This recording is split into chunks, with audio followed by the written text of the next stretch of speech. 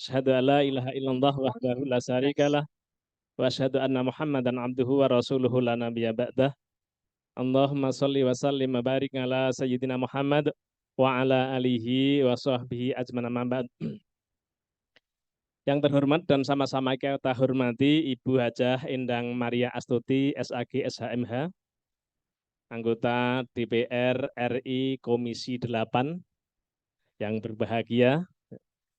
Yang kami hormati Bapak Kakanwil Kementerian Agama Provinsi Jawa Tengah, dalam hal ini diwakili oleh Bapak Kabak TU, Bapak Dr. Haji Wahid Arbani MSI. Yang kami hormati Bapak Ketua FKUB Kabupaten Sukoharjo, Bapak Dr.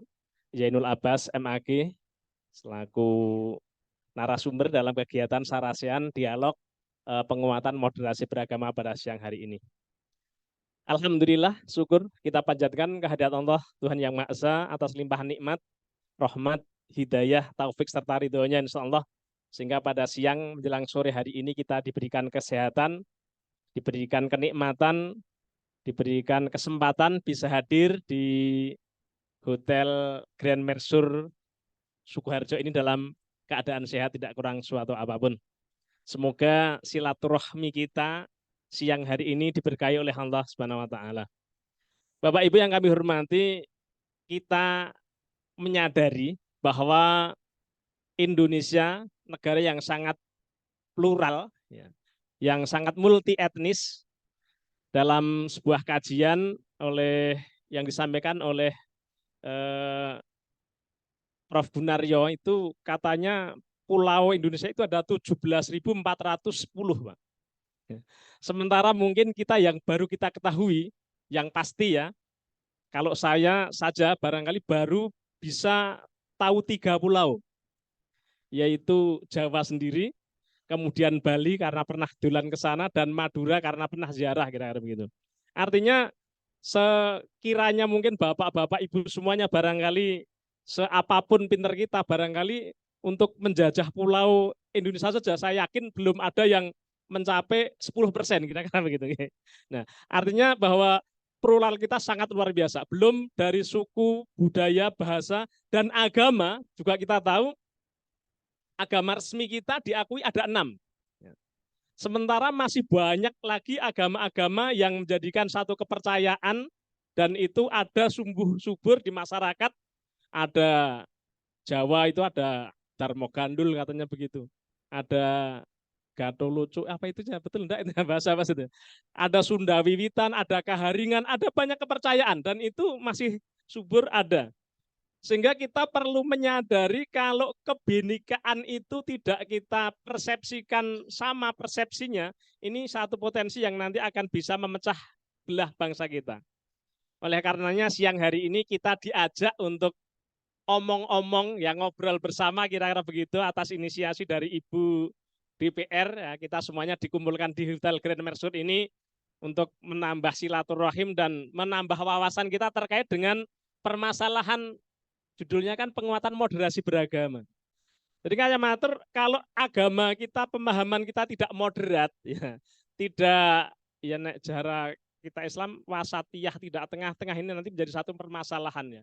Oleh karenanya kita akan diajak bersama untuk ngobrol tentang apa itu moderasi beragama, sehingga barangkali masih banyak pemahaman yang salah tentang moderasi beragama, karena ada yang berpendapat moderasi beragama itu karena sinkritisme, ada yang mengatakan pendangkalan agama dan sebagainya. Nah ini apalagi nanti menjelang ini sebentar lagi tahun politik, kira-kira begitu, nggih. Kalau pemahaman kita agama tidak, sudah tahun politik ya, sudah tahun politik. Tapi mendekat lagi kira-kira nanti kalau mulai pencalekan itu tanggal bulan apa, Bu? Mei Juni ya kira-kira. Setelah Juni, nggih. Itu politiknya menjadi lebih panas lagi.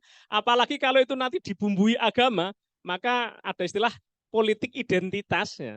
Jadi mereka menggunakan agama itu sebagai alat politik ya. Kalau betul-betul dalam rangka untuk agamanya baik sih, tapi mereka mepolitiki agama untuk kepentingan praktis, itu yang kadang jadi masalah ya. Barangkali ini nanti akan disampaikan, kita mungkin secara berurutan nanti akan disampaikan pertama oleh Bapak Kabak TU, Bapak Dr. Haji Wahid Arbani.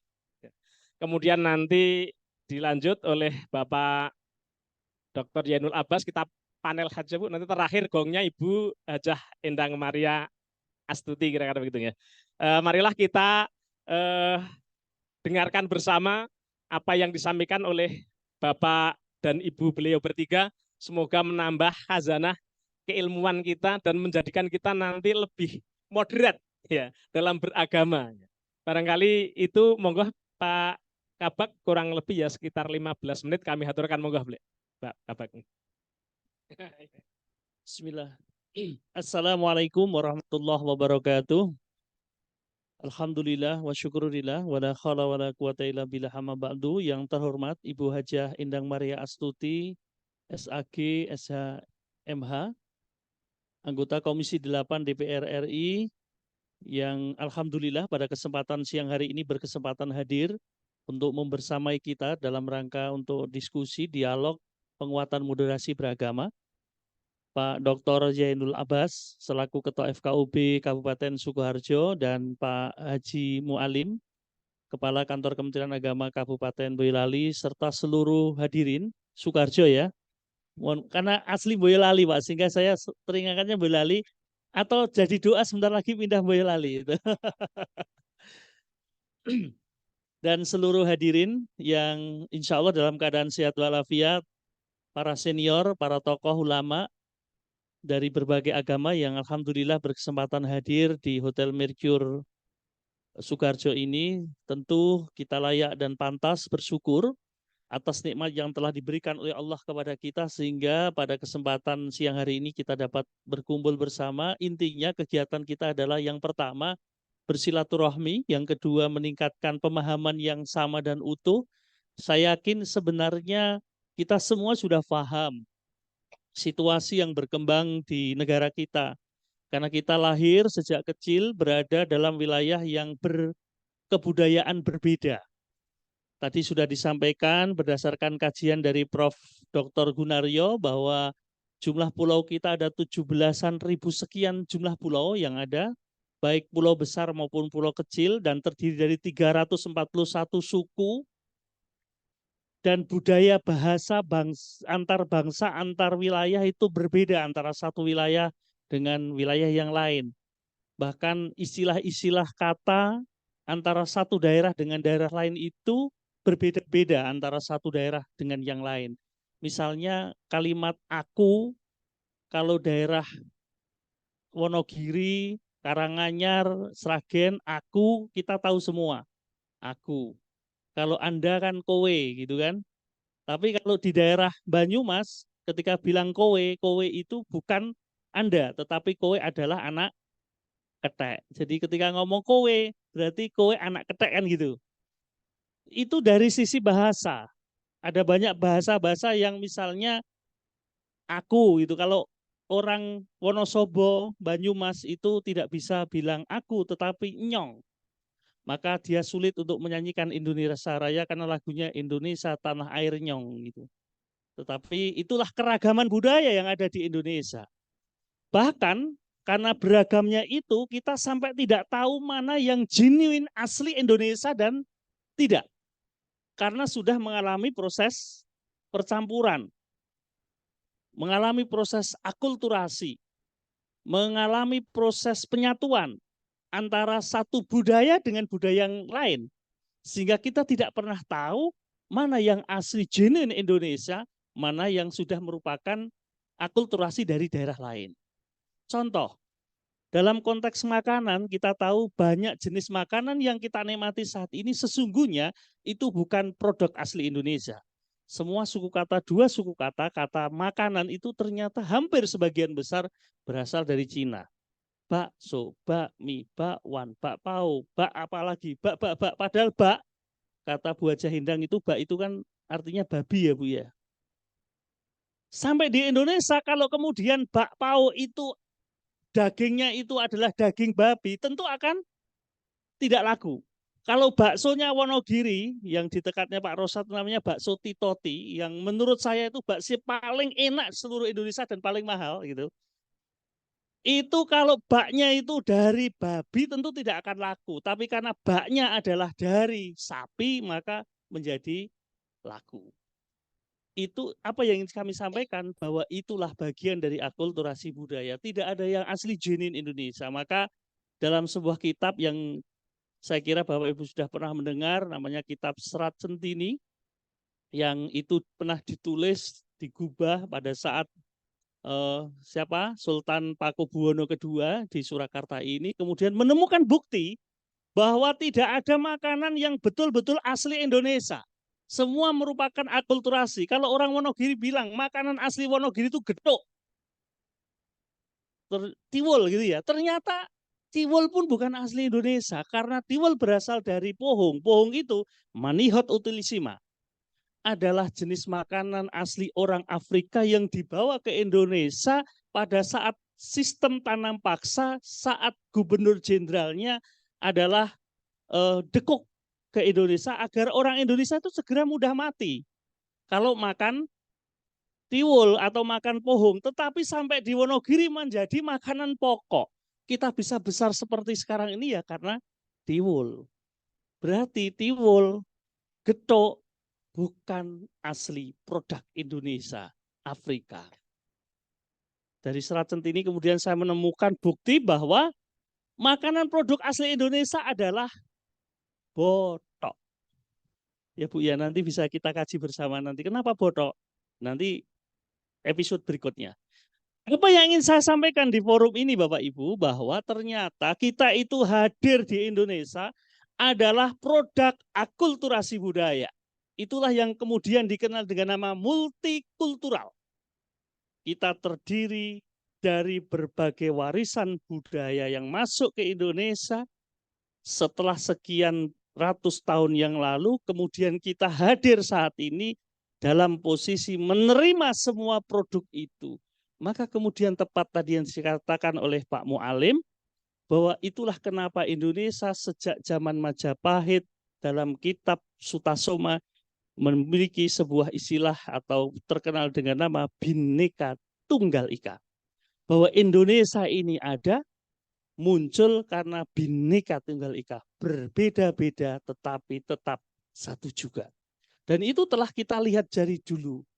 Saat tahun sekitar 7 Masehi, Kerajaan Mataram Medang Kamulan yang berada di daerah Magelang berdiri, rajanya Rakai Pikatan. Agamanya adalah Hindu. Maka dia dikenal dengan nama Wangsa Isana. Menikah dengan Dyah Pitaloka, beragama Buddha, yang kemudian dia dikenal dengan Wangsa Sailendra. Menikah, kemudian output budayanya berdirilah sebuah candi mahakarya besar yang kemudian dikenal dengan nama Borobudur. Berpindah Rakai Pikatan ke daerah Klaten, di sana memiliki putra yang bernama Rakai Panangkaran, mendirikan sebuah candi yang berbasis agama Hindu dikenal dengan nama Candi Prambanan. Itu bukti bahwa akulturasi budaya, perbedaan yang terjadi di Indonesia itu sudah ada sejak zaman dahulu kala. Dan itu menjadi penguat, pemersatu bangsa kita sehingga hadirlah Indonesia. Karena itu Bapak Ibu, mengapa kegiatan ini saya kira penting dilakukan dalam rangka apa? Konteks meyakinkan. Itulah mengapa perlunya dalam berpikir, bertindak kita selalu moderat. Posisi tengah. Yang kemudian dikenal dengan nama moderasi beragama. Dalam konteks ini yang dinamakan moderasi beragama itu bukan moderasi agama. Itu harus dibedakan. Kalau moderasi agama itu, agama tidak mungkin dimoderasi karena posisi agama itu kan dari wahyu, dari Tuhan sampai ke kita. Meskipun tafsirnya bisa berbeda, tetapi makna agamanya tetap. Tetapi cara beragama kita, cara memaknai kita dalam rangka beragama itulah yang perlu dimoderasi. Saya kira kegiatan ini penting dalam rangka itu, dan nanti secara dialogis monggo nanti kita diskusikan, terutama mumpung ada Bu Haja Endang yang memiliki banyak program untuk memastikan bagaimana kita tetap berada di jalur moderate, dan sengaja kami hadirkan di sini itu tidak dalam rangka hanya bicara moderasi. Monggo nanti silahkan didiskusikan apapun, termasuk nanti kalau wah ini perlu pembangunan apa itu misalnya, itu sengaja dihadirkan di sini. Ini membuka pintu ya Bu Haja ya. Jadi ini kalau tidak beliau, siapa lagi? Kalau tidak sekarang, kapan lagi? Terima kasih. Assalamualaikum warahmatullahi wabarakatuh. Waalaikumsalam warahmatullahi wabarakatuh. Aplaus untuk Bapak Kafak TU. Terima kasih. Barangkali mohon maaf tadi saya lupa menyapa menghormat Bapak Ibu semuanya karena saking semangatnya dirawi oleh Bu Indang. Terima kasih kerawannya semuanya. Semoga sehat semuanya, berkah semuanya nanti. Untuk selanjutnya monggo Pak Dr. Yainul Abbas untuk memberikan pencerahan kepada kita semuanya. Assalamualaikum warahmatullahi wabarakatuh. Salam sejahtera untuk kita semua. Om Swastiastu, Namo Buddhaya, salam kebajikan, rahayu. Yang kami hormati, yang kami muliakan, Ibu Haja Endang Maria Astuti SAG SHMH, anggota DPR RI Komisi 8. Yang kami hormati kepada Bapak Dr. Wahid Arba'in dari Kementerian Agama Provinsi Jawa Tengah, moderator sekaligus Kepala Kantor Kementerian Agama Kabupaten Sukoharjo, Bapak Mualim, Bapak Ibu sekalian dari unsur Kementerian Agama, dari unsur tokoh masyarakat, penyuluh, dan hadirin sekalian. Pertama, saya mengucapkan terima kasih kepada panitia yang beberapa hari yang lalu dihubungi sama Bu Ima, Bu Endang. Pokoknya kalau yang menghubungi Bu Ima itu mesti harus siap gitu, pokoknya tidak ada menolak, itu siap gitu pokoknya.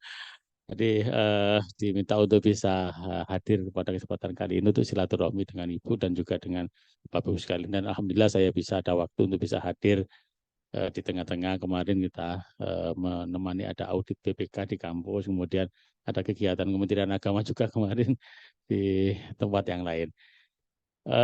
Pada kesempatan kali ini saya diminta untuk bicara terkait dengan penguatan moderasi beragama.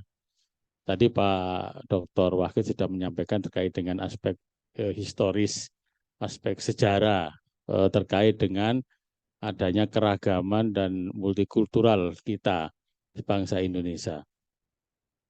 Nah, saya sudah bikin materi agak panjang, tetapi saya tidak akan mengurutkan satu persatu. Mungkin secara umum saja, dan saya tidak akan menggurui bapak-bapak sekalian karena bapak-bapak ibu sekalian ini senior-senior kami.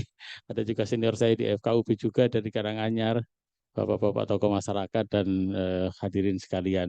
Tapi barangkali mungkin perlu refresh sedikit saja apa itu moderasi beragama dan kenapa kita perlu menggaungkan kembali atau mainstreaming moderasi beragama ini.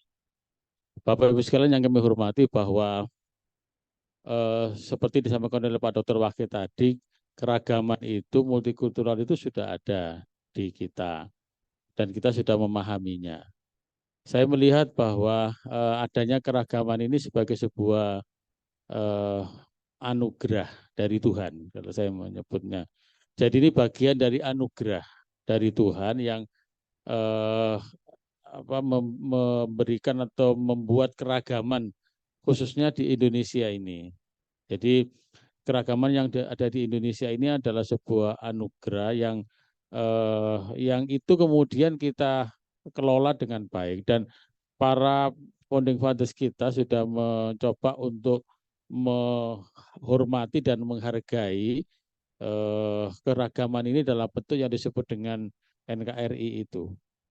Jadi NKRI ini adalah bentuk dari implementasi bahwa anugerah keragaman ini diresmikan, diinstitusikan dalam sebuah negara. Nah, karena keragaman ini sudah ada terlebih dahulu sebelum Indonesia berdiri menjadi sebuah negara. Ya, jadi sudah menjadi realitas, menjadi sebuah keniscayaan yang tidak bisa kita pungkiri, sudah menjadi sunnatullah kalau dalam bahasa Islam, menjadi hukum alam kalau dalam bahasa yang lain. Jadi ini adalah tidak bisa kita pungkiri dan harus kita kelola dengan baik. Nah, pengelolaan keragaman ini dalam konteks Indonesia memang kemudian menghadapi berbagai macam problem perjalanan politik negara, politik bangsa ini. Yang kemudian ada upaya-upaya dari beberapa pihak yang kemudian ingin menjadikan sistem negara kita yang NKRI ini itu kemudian menjadi teokrasi syariah misalnya atau negara Islam. Pernah juga ada perjuangan ingin dijadikan negara komunis, juga ada juga. Jadi bentuk negara kita ini adalah di tengah-tengah antara teokrasi dengan sekuler ya, dengan sekuler. Karena di dalam dalam sistem kita ini agama itu meskipun tidak menjadi dasar negara tapi menjadi ruh dalam kehidupan berbangsa dan bernegara. Tapi bukan menjadi sebuah negara teokrasi, bukan negara agama. Nah ini yang model yang sudah dipilih dan bentuk yang sudah menjadi istihad politik dari para founding fathers kita yang ini mengakomodir adanya keragaman itu. Nah di dalam perjalanannya kemudian memang pengelolaan keragaman ini ada tantangan-tantangannya, ada ancaman-ancamannya, ada pihak-pihak kelompok-kelompok agama yang kemudian berusaha untuk menggugat kembali itu, melakukan penyeragaman dan sebagainya. Padahal ini kemudian tidak mungkin kalau Indonesia dijadikan negara Islam, ya, agama yang lain di mana? Atau ada kelompok lain menjadikan negara agama yang lain juga nanti yang Islam di mana dan sebagainya. Ini juga bagian dari yang menjadi pertimbangan-pertimbangan kita supaya bagaimana kita mengelola keragaman ini dengan baik. Nah, mengantisipasi ancaman, perlunya kemudian kita menjaga kebinekaan, merawat keberagaman itu kemudian diperlukan pola cara keberagamaan yang moderat. Bapak Ibu sekalian yang kami hormati bahwa di dalam sejarah agama-agama, pemeluk agama ini memang terbagi menjadi berbagai macam kelompok-kelompok. Ada yang radikal, ada yang liberal, kira-kira begitu. Baik Muslim maupun agama yang lain. Jadi itu menjadi sebuah realitas agama-agama dunia ini. Nah, tetapi bahwa yang mainstream dalam konteks keberagaman terutama adalah kalau Muslim dan juga agama yang lain adalah cara beragama yang dipakai adalah beragama yang moderat. Sehingga kemudian dengan cara beragama yang moderat ini kemudian bisa mengakomodir adanya berbagai macam perbedaan itu.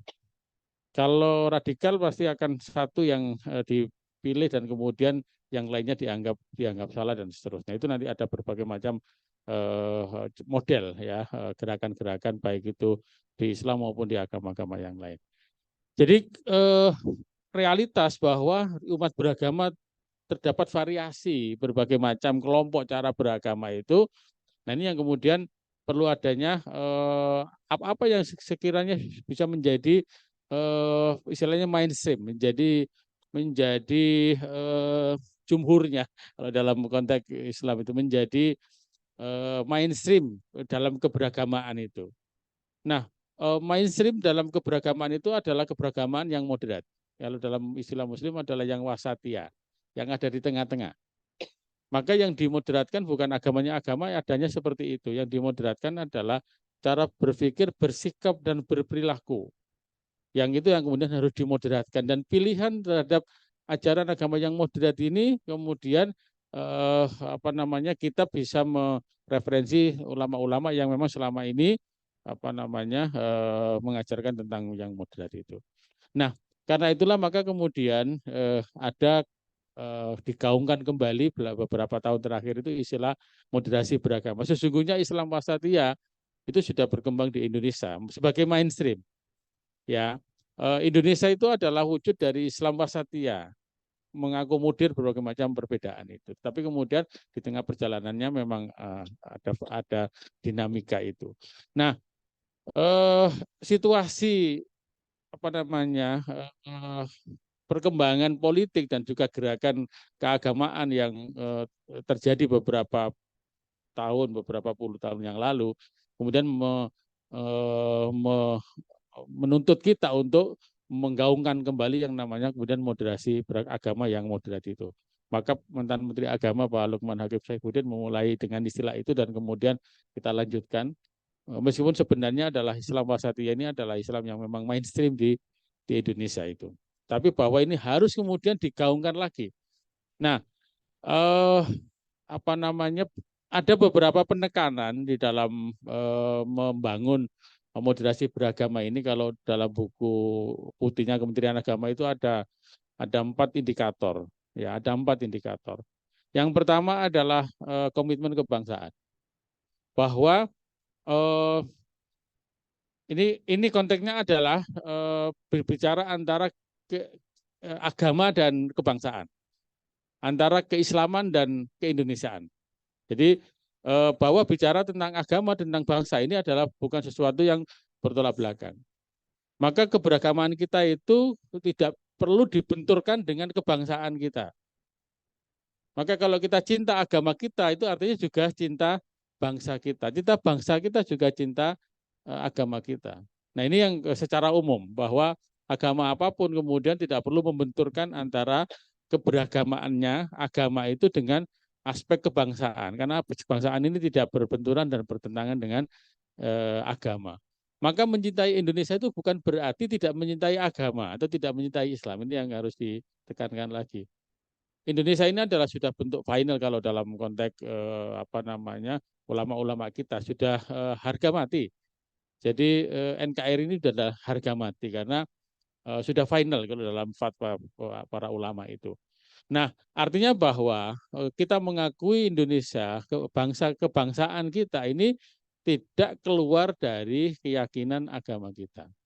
Karena tidak kemudian dijadikan bahwa karena kita menjadi Indonesia menjadi kafir, menjadi togut, menjadi dan lain sebagainya. Ini yang ditekankan bahwa moderasi beragama ini adalah kita tidak perlu membenturkan antara kebangsaan kita dengan keagamaan kita atau keberagaman kita atau keislaman kita kalau dalam konteks Muslim.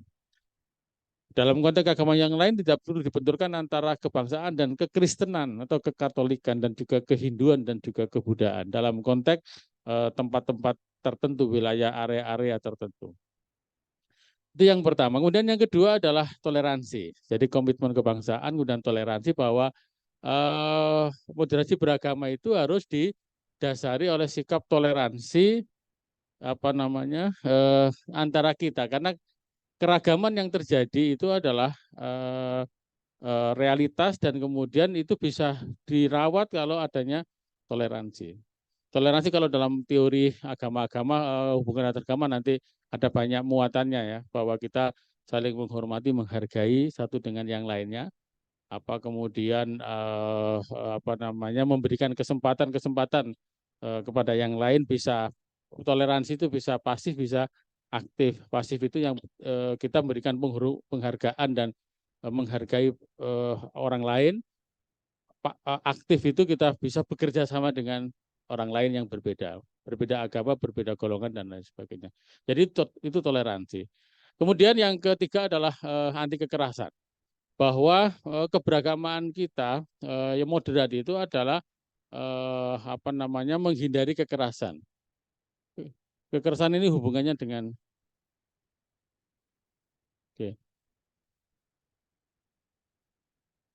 kekerasan ini hubungannya dengan cara beragama yang radikal tadi itu, ya. Jangan sampai kemudian keberagamaan kita itu kemudian menjadi radikal, ekstrim, apalagi menjadi teror. Jadi itu kemudian menjadi indikator moderasi itu, moderasi beragama itu. Moderasi beragama itu menghindari sikap-sikap keberagamaan yang moderat, cara keberagamaan yang radikal, yang keras, yang kekerasan. Menghindari berpikir, berbuat, dan bergerak kekerasan. Jadi keberagamaan yang moderat. Jadi itu yang ketiga. Kemudian yang keempat adalah akomodatif terhadap budaya lokal. Ini juga sama dengan kebangsaan, bahwa agama ini tidak perlu dibenturkan dengan kebudayaan atau tradisi lokal. Sepanjang memang secara akidah itu adalah tidak melanggar akidah masing-masing. Contoh misalnya kalau kita budaya-budaya kita sangat banyak. Kalau dalam berperilaku itu apa namanya sopan santun kita, apa namanya tata cara kita ada di kampung dan seterusnya itu adalah tata cara yang memang itu adalah lokal. Kemudian fenomena apa namanya kegiatan-kegiatan sosial. Kalau saya mencontohkan itu kalau jagongan ini adalah khas jagongan itu khas kita. Jadi eh, itu juga ada juga yang nggak setuju dengan model jagongannya seperti ada itu. Tapi jagongan ini kan bukan sesuatu yang melanggar akidah apapun yang dilanggar. Kita silaturahmi dan bentuknya saja kemudian undangan manten gitu, undangan jago. Dari sisi agama itu nanti ada rujukannya meskipun namanya bukan jagongan, walimatul urus dan lain sebagainya. Baik, saya kira 4 hal itu sebagai pemantik saja. Nanti ini refresh saja Pak Mualim, Bapak Ibu sekalian. Dan saya kira semuanya sudah memahaminya. Terima kasih. Saya kira Assalamualaikum warahmatullahi wabarakatuh. Plus sekali lagi untuk Bapak Ketua FKB, Pak Dr. Zainul Abbas. Oke. Terima kasih Pak Abbas. Untuk selanjutnya waktu sepenuhnya kami aturkan Bu Hajah Endang. Tapi nanti tenang Bapak Ibu semuanya akan kami beri waktu juga nanti barangkali tidak harus bertanya ya. Tapi juga bisa bertanya ataupun bisa menyampaikan sesuatu ataupun menambahkan sesuatu atau bahkan tadi mengusulkan sesuatu yang kira-kira untuk kepentingan kita bersama demi baiknya kita bersama kan kira-kira itu. Terus selanjutnya monggo Ibu Hajah Endang waktu kami aturkan sepenuhnya. Terima kasih Pak Mualim. Betul ya, leres ya. Pak Mualim, Kepala Kementerian Agama Kabupaten Sukoharjo, juga sohib saya ini Pak Wahid, yang dulu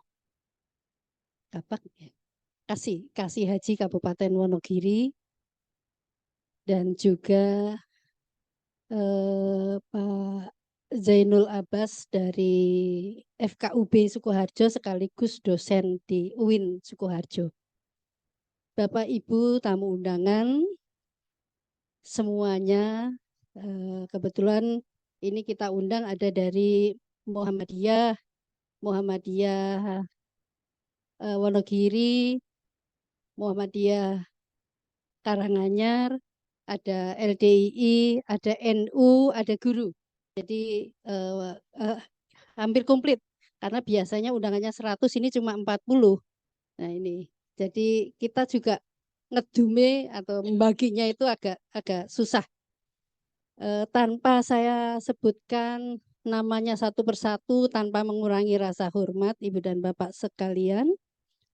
Juga ada penyuluh ya, dari penyuluh agama Hindu, agama Buddha, ada Kristen Katolik dan Kristen Protestan, dan juga ada penyuluh Islam. Jadi komplit, artinya komplit bahwa pada siang hari ini Ibu dan Bapak sekalian adalah sesuatu hal yang sangat membanggakan karena di sini hadir para tokoh-tokohnya langsung.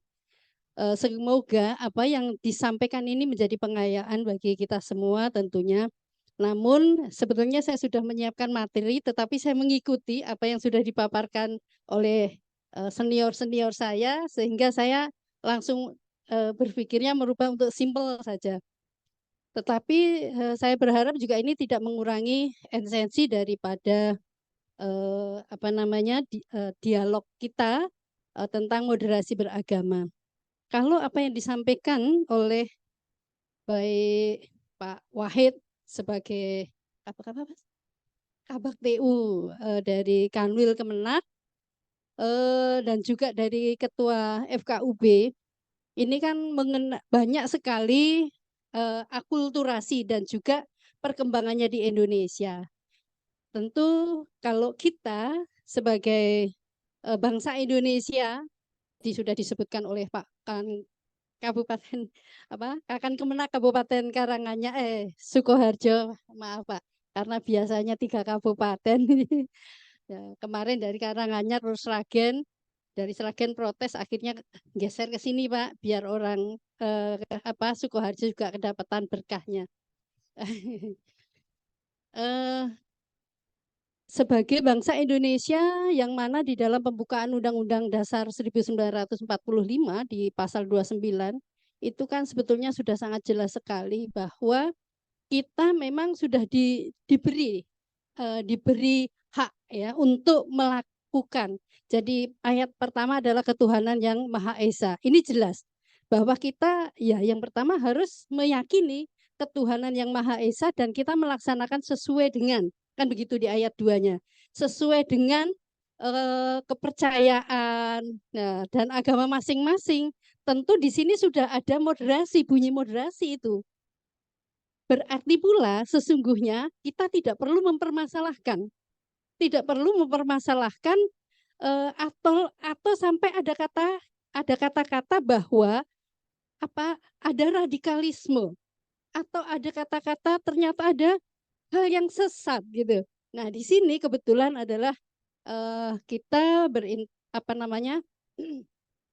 kita melakukan moderasi beragama bersama dengan Kementerian Agama. Yang mana kalau di DPR RI, seringkali saya juga menyinggung masalah ini, pasal 29 ayat 1 dan 2, Bapak. Saya sampaikan kepada Gusmen, kalau kemudian ada yang menyatakan, kenapa sih Ahmadiyah dikatakan sesat, sebagian lagi mengatakan seperti ini. Saya usul, seharusnya di sini peran Kementerian Agama itu harus lebih diperjelas. Bekerja sama dengan MUI untuk apa? Memberikan pembinaan agar supaya tidak ada lagi tidak ada lagi label kepada siapapun, karena kita sudah dijamin kok di pembukaan undang-undang di pasal 29 ayat 1 dan ayat 2 kita sudah dijamin. Kenapa masih ada label-label seperti itu? Nah di sini kemudian kita melihat orang kita aja moderasi ini disuruh menghargai, menghormati gitu kan, bertoleransi dengan agama-agama yang lain. Bagaimana praktek kita di pasal 29 ayat 2 ini, kita saling bertoleransi. Nah, moderasi ini bukan berarti kita harus menyamakan, kita harus saling menghormati dan toleransi ini menjadi wajib. Ini bunyi pasal dan saya yakin semua agama Kristen, agama Buddha, agama yang Katolik, Hindu, Islam pun sama. Apalagi di dalam Islam ini kan sudah jelas. Islam adalah rahmatan lil alamin, rahmat bagi seluruh alam. Bagaimana Islam ini mampu memberikan multiplier efek kepada seluruh lini kehidupan, bahwa apa yang diajarkan Islam itu adalah baik. Ini yang harus dipegang. Umat Islam yang melaksanakan agama dengan baik secara holistik, secara pemahaman agamanya itu tidak terpotong-potong, maka saya yakin tidak ada orang akan radikal. Nah ini, adapun jika ada yang sampai ke radikal, ini berarti ada yang salah. Terus siapa yang salah? Nah, kita tentunya tidak harus mencari yang salah, tetapi begitu kita, oh kok ini terindikasi, cobalah duduk bersama antara pemerintah, MUI, dan juga siapa yang tadi dianggap ini adalah bagian dari merawat kerukunan beragama atau moderasi itu sendiri, saya kira Pak. Jadi kan kita perlu dirawat. Lah kalau mereka semakin dikasih label, mereka mungkin semakin malah merasa bagaimana. Nah ini tujuan kita moderasi adalah tentunya semua kita harus menjaga toleransi, menjaga saling menghormati. Nah saling menghormati ini tentunya kita akan melihat bagaimana, karena di sini moderasi adalah dari berbagai macam agama, menghormatinya adalah bukan berarti, mohon maaf, misalnya Ibu dan Bapak sekalian sebagai umat beragama Islam, ketika akan melaksanakan ada suatu acara, kemudian di situ ada ritualnya, tentu ketika mengundang sahabat-sahabat, saudara-saudara yang tidak beragama Muslim, tentunya mengundangnya adalah pada acara yang tidak pada saat ritual.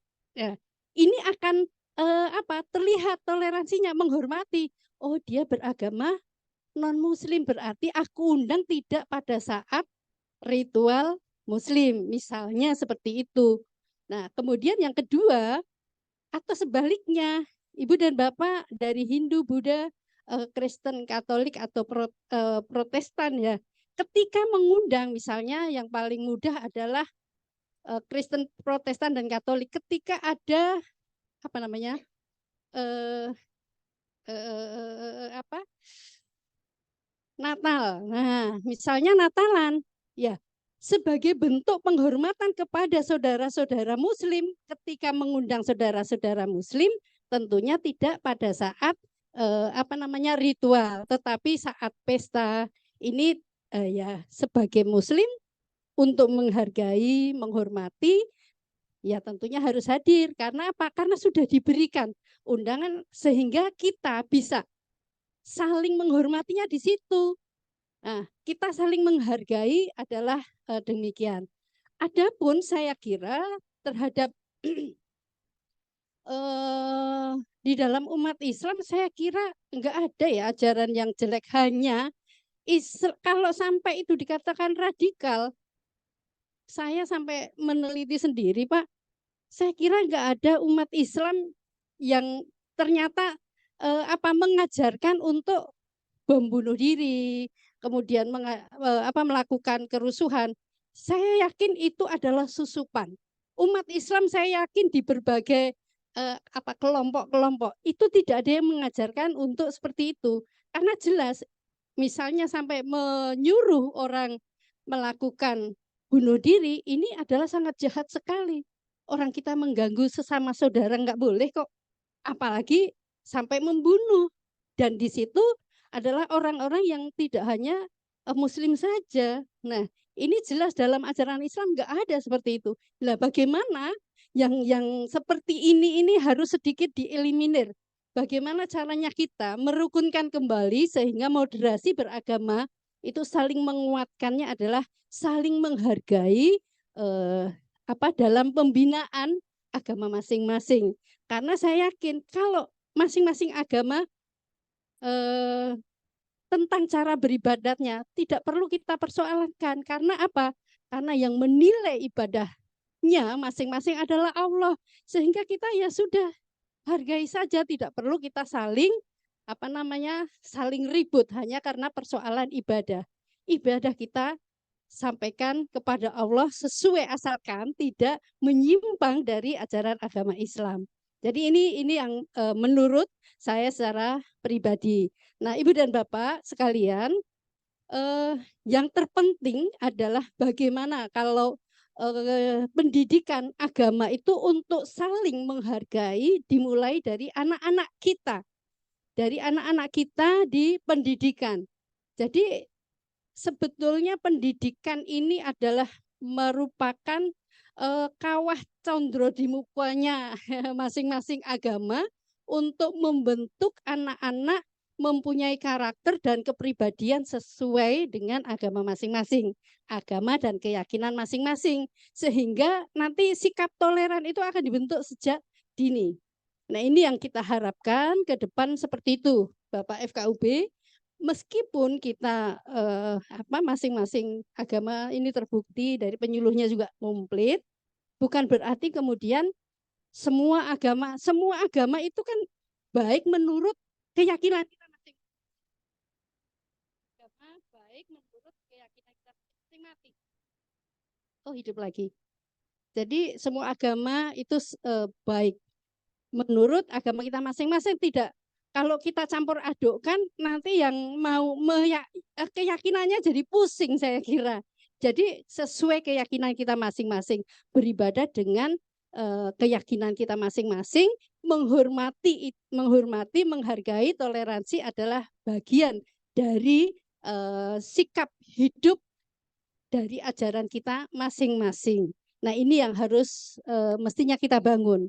Itu kemudian kalau misalnya bisa nggak ditayangkan sedikit manfaat. Ya, jadi karena dimensi pendidikan kita itu kan multikultural, Pak. Jadi tadi sudah disinggung oleh Pak Wahid maupun Pak Wahid maupun Pak Zainul, betul, Zainul Abbas, ini kan multikultural. Nah, bagaimana kita merawat multikultural itu sesuai dengan ini tadi, kaidah-kaidah dari keyakinan dan pendidikan agama kita masing-masing. Jadi saya kira ini hanya untuk memantik saja Ibu dan Bapak, sebab kalau saya sampaikan dari awal ini sudah takutnya nanti malah tidak sesuai dengan apa yang dibicarakan dengan pembicaraan di awal oleh sohib-sohib saya. Matur suwun, jika ada kurang dan lebihnya saya mohon maaf. Saya kira akan lebih banyak ditanya session tanya jawab saja. Matur suwun. Tepuk tangan untuk Ibu Endang, terima kasih atas. Jadi memang kalau dialog betul Ibu, kita perbanyak nanti untuk sisi komunikatifnya sehingga penyampaian secara pokok-pokok. Jadi kalau dari ketiga penyampai tadi mungkin bisa saya garis bawahi di antara yang barangkali nanti perlu kita diskusikan, bahwa menurut Pak Dr. Wahid, beragama itu sudah agama itu semuanya sudah moderat kira-kira begitu. Semua ajaran agama moderat ya. Jadi kalau ada orang yang tidak moderat itu berarti salah dalam memahami agamanya kira-kira begitu. Karena tidak ada ajaran agama yang tidak moderat kira-kira. Kemudian dari Pak Abbas menyampaikan bahwa perbedaan itu sunatullah kira-kira begitu ya. Dan kita bernegara dari perbedaan itu sudah melahirkan satu konsensus nasional NKRI. Dalam kita bernegara ada 4 indikator kita dikatakan moderat tadi, diantaranya ada komitmen kebangsaan, kemudian anti kekerasan, toleransi maupun menghargai tradisi. Dan dari Ibu Maria diakhiri tadi ada bahwa pendidikan juga harus dimulai sejak dini tentang saling menghargai, ya, bahwa beragama itu sesuai dengan keyakinan masing-masing sehingga tidak boleh saling mengganggu dan saling menyalahkan kira-kira begitu. Untuk itu monggo kami haturkan waktu sepenuhnya kepada para bapak ibu semuanya, barangkali ada yang mau menyampaikan tidak harus bertanya, sekali lagi monggo bisa unek-unek ataupun saran masukan dan juga bisa bertanya barangkali nanti tujukan kepada para beliau. SHMH yang telah berkenan memberikan undangan pada kami dari MTS Kabupaten Karanganyar. Matur nuwun sekali. Beliau adalah seorang Sri Kandi yang tangguh dan berakhlak mulia. Beliau welcome kepada siapa saja dan juga humble. Terima kasih sekali Ibu. Yang pertama, saya matur nuwun sekali karena telah dengan adanya Ibu Hajah Endang Maria Astuti, MTS swasta Kabupaten Karanganyar telah diperjuangkan dengan maksimal. Sebelumnya kurang diperhatikan. Jadi selama kita ini beberapa tahun ini diperhatikan dengan berbagai bantuan renovasi gedung dan juga bedah rumah di beberapa madrasah wali murid kami dan juga beasiswa untuk siswa-siswi kami. Matur nuwun sekali Bu. Kemudian selanjutnya untuk moderasi beragama Bapak, saya badhe matur kaitannya dengan kemarin kita sempat mengisi soal-soal yang kaitannya dengan moderasi beragama dan ada beberapa soal-soal yang sangat mungkin ada yang bertentangan.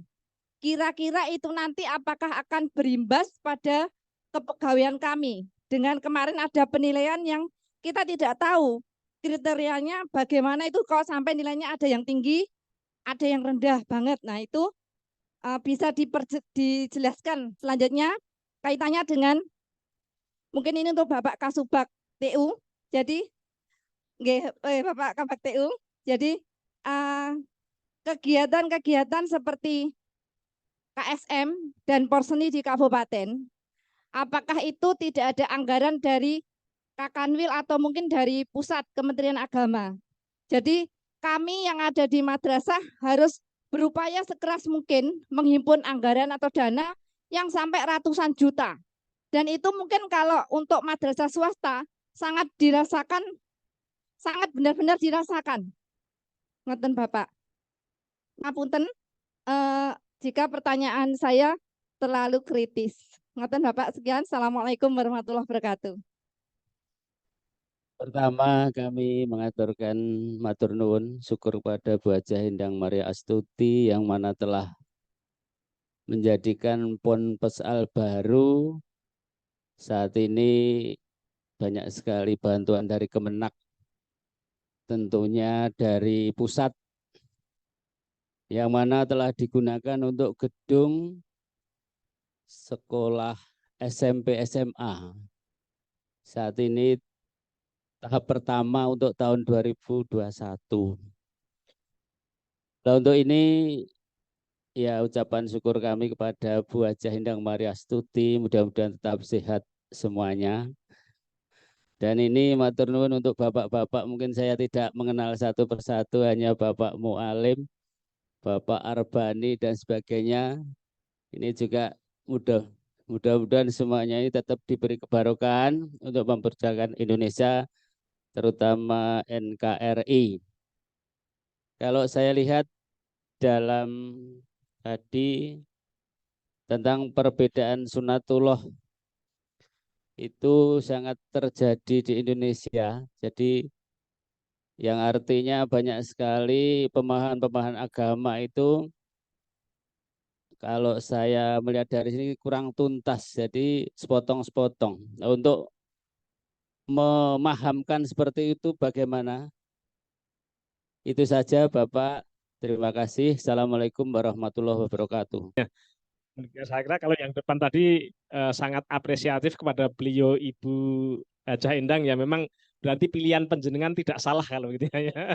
Milih wakil beliau berarti tidak salah sama Pak yang Pak Marjo tadi gitu. Iya, Kira-kira siap. begitu. Monggo Pak Kabak dulu nggih. Baik Bu Deni. Jadi pilihan Anda betul ya Bu Endang ini. Recognition.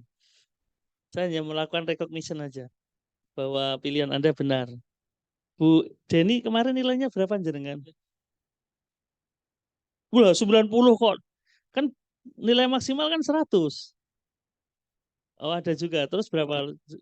Moderasinya berapa? 40. Iya, yang salah yang tidak benar, Bu. Baik, IPMB itu kemarin, ini mohon info, sekilas info ya, bagi bapak-bapak dari Ormas, barangkali demikian. Ada cara untuk mengukur kemampuan indeks profesionalisme di ASN kami, di Kementerian Agama, dan indeks moderasi beragama sebagai bagian dari upaya untuk meningkatkan profesionalisme ASN sebagai perintah dari Menteri Pendayagunaan Aparatur Negara. Sebagaimana kita ketahui bahwa ada upaya yang dilakukan oleh pemerintah untuk menyederhanakan birokrasi kita. Jadi mohon izin sekaligus ini kami informasikan secara sekilas bahwa birokrasi kita ini dianggap gemuk katanya begitu, sehingga salah satu caranya adalah melakukan pemangkasan beberapa sisi terutama di jabatan-jabatan tertentu, sehingga di Kanwil itu tidak ada lagi jabatan eselon 4 atau yang dulu dikenal kepala seksi dan kasubag. Maka kemudian yang ada adalah Kakanwil, Kabag TU, Kabid. Sementara di bawahnya tidak ada. Sebagai upaya untuk meningkatkan kelincahan organisasi. Dan sebagai gantinya ada ketua tim kerja, istilahnya demikian. Jadi sama, tetapi perbedaannya adalah yang lebih dikedepankan adalah tim kerja, bukan lagi struktural. Kalau struktural kan perintah, lah sekarang struktural. Sehingga kita biasa misalkan ada masukan, saran, kritikan, itu tidak hal yang aneh dan itu biasa. Jadi tidak ada kalimat kritis Bu saya kira, karena semuanya adalah masukan dan eranya kita ini kolaboratif, kebersamaan, tidak ada jenjang struktural apapun. Sehingga saya dengan teman-teman itu seringkali cerita, tim yang kuat adalah tim yang tidak tahu mana ketua, mana anggota, karena semua bisa menjadi pemimpin dan semua menjadi anggota tim yang hebat, sehingga tidak diketahui mana ketuanya, mana anggotanya, dan itu insya Allah kita lakukan mulai dari Kanwil. Nah, salah satu cara Kementerian Agama untuk mengukur profesionalisme ASN, aparatur sipil negara, atau PNS yang bukan diplesetkan sebagai pencari nafkah serabutan, kan seringkali diplesetkan begitu, Kira-kira kan masih ada yang seperti itu, mudah-mudahan tidak di kita. Itu cara ngukurnya adalah bagaimana dia memahami tentang pelaksanaan tugas kinerja. Profesionalisme kemudian diukur. Kemudian moderasinya juga diukur. Nah, dari sisi profesionalisme misalnya, kalau ibu nilainya 90, itu perlu dilihat dulu apakah yang diisikan itu betul dari sisi real yang kita miliki atau tidak. Karena ada pegawai pelaksana yang nilainya 100 di profesionalisme, itu saya pastikan bahwa dia tidak jujur. Kenapa? Karena untuk bisa 100, dia harus S3, sudah diklat, profesional, kemudian dia harus memiliki jenjang yang jelas. Kalau sampai pelaksana nilainya 100, saya pastikan dia ngisinya hanya sesuai yang dia inginkan dan tidak jujur. Malah tidak profesional, itu contohnya begitu. Maka Pak Mu'alim, saya pastikan nilainya tidak mungkin 100. Hanya 60 karena belum diklat PIM. Belum diklat PIM, belum S3 sehingga beliau nilainya hanya 60. Maka ini jujur, saya pastikan beliau jujur. Kalau kemudian ada pelaksana yang nilainya 100 itu saya pastikan tidak jujur itu. Sama halnya dengan moderasi. Nah, apakah ada efeknya? Efeknya adalah kita ingin melihat bagaimana kondisi real yang kita miliki di kementerian ini. Daripada diukur oleh orang lain, kita ingin mengukur diri kita sendiri sebagai self-correction.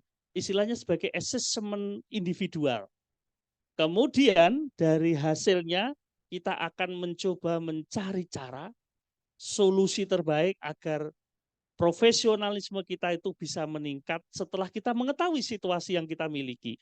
Jadi kesimpulannya IPMB itu bukan dalam rangka untuk mempensiun atau tidak mempensiun, Bu. Kalau mempensiun ini kita itu sudah secara otomatis pensiunnya itu otomatis banyak. Setiap tahun 1.500 yang pensiun. Tambahannya tidak ada. Minus growth. Nggak tahu Bu Indang ini kok tidak bisa tambah gimana Bu itu. Sudah ya? Diupayakan tapi belum Bu. Ini kalau belum ada hasil kami menganggap belum berhasil ini Bu. Maka Ibu harus jadi lagi anggota Dewan. Agar tahun berikutnya bisa berjuang untuk kami. Kira-kira demikian doanya. Insya Allah. Ini hari ini hadir di sini dalam rangka itu Bu. Insya Allah begitu. Jadi tidak akan ada efek apapun kecuali dalam rangka untuk meningkatkan kemampuan profesionalisme kita. Dan kalau moderasinya belum bagus berarti perlu ditingkatkan. Intinya adalah bagaimana kita bisa memiliki pemahaman diri, self-correction, self-assessment, kemudian berupaya untuk memperbaiki dari dalam, daripada dinilai dari pihak lain. Jadi tidak usah khawatir Ibu, tetap bekerja dengan baik, meningkatkan diri profesional, dan kata kuncinya adalah bagaimana kita berupaya untuk investasi leher ke atas yang kita kedepankan. Kenapa penting? Karena sekarang ini sudah ada Permenpan RB nomor 1 2022. Salah satu stressing pointnya kenaikan pangkat jabatan fungsional tidak menggunakan dupa. Efeknya apa? Kalau dari muda ke madya dia harus S2. Kalau dari madya ke utama dia harus S3. Artinya kan investasi dari leher ke atas ini penting. Hukum tetap ada. Artinya jafung-jafung kita, seperti Bu Rini ini kan jafungnya analis kebijakan. Muda saat ini. Untuk naik ke madya, maka yang bersangkutan beliau harus S2. Kalau nanti ada utamanya, maka harus S3. Guru pun demikian. Kenapa guru jabatannya hanya sampai madya? Karena guru-guru kita belum S3, Bu. Sehingga kalau nanti kemudian guru-guru kita itu banyak S3, saya yakin nanti muncul jabatan guru sampai utama. Kalau utama pensiunnya 65 tahun. Kalau Pak, ini kan masih 65 ya Pak, kalau belum profesor. Jadi guru itu belum utama, baru sampai jabatan madya. Nanti kalau kemudian banyak guru-guru kita S3 insya Allah akan naik menjadi utama. Kemudian yang kedua, apakah tidak ada anggaran porseni KSM? Betul Bu, itu problemnya. Karena itu nanti soal anggaran pendidikan kita yang masih timpang dengan Dinas Pendidikan, dengan Dikbud nanti saya izin lagi mohon bantuan Bu Indang lagi. agar ada anggarannya. Karena itu ini belum tuntas, ini tugas beliau itu harus diteruskan. Jadi nanti disparitasnya nanti biar beliau cerita. Kenapa ada disparitas yang terlalu berlebih? Tentu ini harus ada upaya kita bersama, effort yang kuat dari kita untuk meyakinkan melalui kegiatan ini kan dalam rangka diseminasi program, dan tentu anggota dewan bisa mendapatkan banyak masukan saran sehingga menjadi bahan untuk menjadi informasi agar anggaran-anggaran kita khususnya di sektor pendidikan juga meningkat. Kalau bicara 20%, Kementerian Agama itu belum ada 10% ya Bu ya. Belum ada, 10% aja belum ada. Apalagi kalau lihat PIP. Kalau di dinas pendidikan PIP bisa berlebih, di Kementerian Agama banyak kurang. Itu harus dibagi-bagi. Nanti beliau akan banyak cerita saya kira kalau soal anggaran. Saya tidak punya kemampuan itu kecuali hanya minta ya Rohman ya Rohim. Nah ini yang berada di atas ini yang kita minta. Kira-kira demikian, matur nuwun. Nanti kita bisa teruskan diskusinya. Pak, itu. Oke, monggo Pak Abbas terkait dengan tadi ada satu hal barangkali perbedaan sunatullah itu perlu dituntaskan pemahamannya sehingga tadi baru sekilas ya, monggo ini untuk bisa dikupas. Oke, baik, terima kasih Pak Mualim. Tadi ada satu dari Bapak dari Wonogiri ya, terkait dengan saya menangkap tadi bukan sunatullahnya yang kurang tuntas, tapi ada kelompok-kelompok yang pemahaman keagamaannya belum tuntas sehingga kemudian memiliki sikap dan cara berpikir gerakan yang ekstrim atau radikal itu. Begini Bapak-Bapak Ibu sekalian, jadi kita konteks Indonesia ini karena berbagai agama. Jadi kita saya akan melihatnya dari berbagai agama ini. Sesungguhnya apapun ajaran yang kita terima, yang kita ikuti, itu ya monggo, itu masing-masing. Ya itu artinya masing-masing. Jadi dan rujukan dari keilmuan keagamaan terserah, itu pilihan masing-masing. Sehingga kemudian tidak ada yang kemudian orang ini menjadi lebih atau kurang dan sebagainya, itu karena menjadi area masing-masing. Kalau di dalam konteks KBB itu kebebasan beragama dan berkeyakinan itu ada faktor internum dan eksternumnya. Kalau yang internumnya itu adalah keyakinan yang kita miliki dan itu harus dihargai oleh semua orang. Keyakinan akidah yang kita miliki yang harus dihargai oleh semua orang. Itu menjadi sebuah pribadi, hak pribadi. Nah, akan menjadi problem kalau di wilayah eksternumnya, di faktor eksternum. Jadi mengekspresikan keberagamaan. Nah, ketika mengekspresikan keberagamaan ini harus memperhatikan yang lainnya. Agamanya, ajaran agamanya apapun, teologinya apapun, pandangan ilmunya apapun, itu masing-masing. Tapi ketika mengekspresikan sesuatu harus memperhatikan yang lainnya. Karena itu maka moderasi beragama ini kan ada 3 tadi ya, moderasi pemikiran, moderasi gerakan dan juga perbuatan. Di pemikiran ini memang kita sudah harus mulai bahwa ajaran-ajaran keagamaan, interpretasi agama yang kita pilih itu adalah yang moderat, Bu. Jadi karena agama ini tergantung kepada interpretasi yang sampai kepada kita. Al-Quran hadisnya sama satu, tapi pemahaman Al-Quran hadisnya di Muslim bisa beda-beda. Agama juga demikian.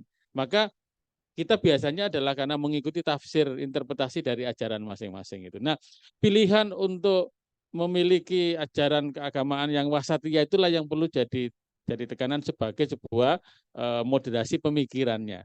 Nanti kalau di pemikirannya sudah radikal, ya nanti bisa berekspresi kepada perbuatan dan gerakannya. Karena itu sudah dimulai dari pilihan interpretasi agama yang moderat. Karena Al-Qur'annya podo sama, dalilnya sama, tetapi bahwa interpretasi terhadap satu hal tertentu bisa beda antara satu dengan yang lainnya. Jadi ketuntasan nanti kita yang bisa mengukur sendiri untuk keberagamaan kita, tetapi ketika mengekspresikan keberagaman harus toleransi, harus kemudian menghormati orang lain dan sebagainya, yang itu menjadi indikator dari moderasi beragama itu. Barangkali itu sedikit Bapak Nggih, tambahan. Oke, terima kasih Pak Abbas. Monggo Ibu Endang kami haturkan sepenuhnya. Matur suwun Pak Mualim sebagai moderator. Dari beberapa pertanyaan, 2 pertanyaan barangkali nanti masih ada yang nambah. Yang pertama dari Bu Deni mengenai anggaran, yang menyangkut anggaran. Sedikit sekaligus untuk memberikan gambaran kepada semua yang barangkali belum pernah mendengarkan, nggih, termasuk Pak Kanwi, Pak Kabak Kepegawaian, Pak Wahid. Jadi sesungguhnya dari sisi anggaran pendidikan di Kementerian Agama itu kita sudah sangat memperjuangkannya luar biasa. Bahkan selepas upacara sidang istimewa dengan Presiden 16 Agustus yang lalu, keluar dari Gedung Kura-Kura, saya pun diwawancarai pertama dan saya sampaikan bahwa saya protes kepada Pak Presiden, mengapa Kementerian Agama ini hanya diberi anggaran yang sangat limit. Sangat limit. Tusi agama dan tusi pendidikan agama terdiri dari 5 agama dan kepercayaan. Sementara tusi keagamaan ini lebih mencakup semua. Anggarannya itu sangat limit sekali. Maka di sini mestinya tanpa reserve Pak Presiden itu harusnya memberi anggaran yang sangat luar biasa. Terlebih dengan adanya undang-undang pondok pesantren, yang mana pondok pesantren ini sebagai cikal bakal dari pendidikan-pendidikan yang ada. Tapi perhatian pemerintah ke sana itu belum ada. Saya sampaikan seperti itu. Ini saya masih ingat yang saya sampaikan kepada wartawan. Buktinya apa? Buktinya ketika pendidikan di Kemendikbud, anggaran Kemendikbud itu 80 triliun, Pak, khusus pendidikan. Nampaknya pendidikan di Kemendikbud itu kecil. Karena apa? Sudah di-split-split, Pak. PAUD sendiri, SD sendiri, MTS sendiri, nampaknya kecil. Di Kementerian Agama, anggaran itu 65 triliun, 45-nya untuk 45-nya 70 triliun, 65 itu untuk pendidikan dan keagamaan. Jadi 4 kelihatan besar. Pendidikan di sini mulai pondok pesantren, RA sampai perguruan tinggi, kemudian keagamaannya itu tadi masih ada aliran kepercayaan yang juga di situ ada. Ketika mohon maaf dari Hindu Buddha menyampaikan ke kita, bahwa kita juga ada perwakilan. Ya kita perjuangkan, tapi apalah daya kami ketika Pak Presiden saja tidak menambah anggaran di sana.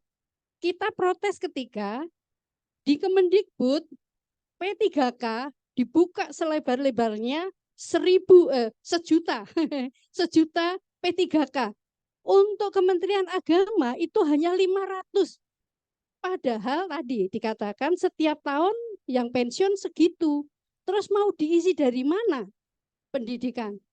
Dengan kerajaan-kerajaan kecil yang ada, kabupaten kota mempunyai bupati, gubernur ini merupakan raja-raja kecilnya Indonesia. Sehingga merasa punya kewenangan, Pak, yang sangat luar biasa. Yang ini akhirnya kewenangan yang sangat luar biasa ini kadang-kadang aturan di pusat ya ditabrak saja, sudah tidak mengangkat honorer, yang penting tim sukses dilebok, oke? Itu akhirnya jebol. Misalnya lagi petugas partai dimasukkan untuk cari BPJS, itu di daerah asal saya. Tapi di semua ya, hampir di semua kabupaten kota, bupati, wali kota itu menjadi raja kecil. Nah ini yang kita ingin memulihkan kondisi pemerintahan kita menjadi baik. Karena apa? Dari sana aturan jelas, di sini akhirnya apa? Orang-orang yang P3K lama tergusur. Karena apa? Karena sistem tirani ini tadi. Ada kalanya satu lembaga ini dijadikan pos untuk menaruh tim-tim sukses di situ. Yang mana ini pemberian honornya adalah sesungguhnya diambilkan dari ya uangnya rakyat. Ini kan sangat ironis sekali. Sementara di sini yang sudah mengabdi lama tidak ada perhatian. Ini yang pertama. Yang kedua, di Kemendikbud Ini menurut pengamatan kami yang sering keliling se-Indonesia, Bapak dan Ibu sekalian, kita melihat kita selalu mendorong Kementerian Agama, pendidikan agama ini harus menjadi cikal bakal. Kalau ingin menguatkan moderasi, pendidikan agama harus dikuatkan, tetapi anggaran pun harus sebanding. Nah, kalau anggaran kita misalnya tadi hanya 40 triliun, yang 38 itu sudah habis kepada gaji. Lah, terus yang 2% ini kemana? Ya untuk perintilan pembelian barang tidak langsung ini larinya ke sana lagi. Yang untuk rakyat berapa kan nggak ada gitu. Di kabupaten kota lebih ngeri lagi. Anggaran misalnya 10 miliar, 78 ini udah untuk gaji, 5 miliarnya kok itu kebesaran ya. Contohnya jadi 10 miliar, 8,5 ini sudah digunakan untuk gaji, yang 15 ini yang 10 ini untuk pengadaan barang dan jasa. Ini kan kembalinya ke sini lagi, ke ASN lagi, yang seragam, yang apa, ATK dan sebagainya. 5%-nya ini kemana? Rakyat bisakah 5% itu untuk sekian ribu masyarakat? Keduman opo kan begitu. Sama di RI kita mendorong pada Pak Presiden ini anggaran harus besar, tetapi ternyata ya ini tadi tarik ulurnya sangat luar biasa. Di Kemendikbud anggaran tadi saya sampaikan khusus pendidikan 80%, sehingga mereka itu untuk memberikan bos saja umpaan-umpaan.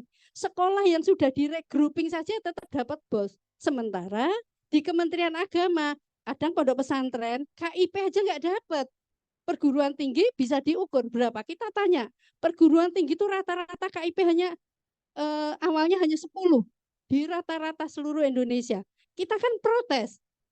Sementara di satu sisi, iki mbuh mlebu mbuh ora, tokoh-tokohnya, coba Bapak dan Ibu silahkan murid-murid disuruh daftar KIP. Mbuh sugih mbuh ora daftar KIP. Anak Ibu Bupati dapat KIP, bahkan polisi juga dapat KIP. Nah ini, jadi sistem kita jadi nggak karu-karuan karena tadi kerajaan-kerajaan kecil ini tiraninya sangat luar biasa, hampir di seluruh Indonesia ya, hampir di seluruh Indonesia.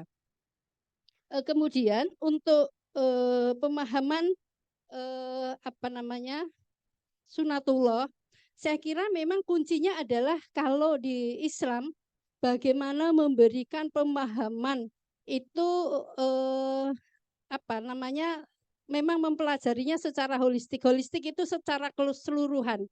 Jadi secara misalnya apa namanya secara keseluruhan itu tidak dipotong-potong. Yang paling mudah itu seringkali dipotong-potong itu kan oleh bapak-bapak kalau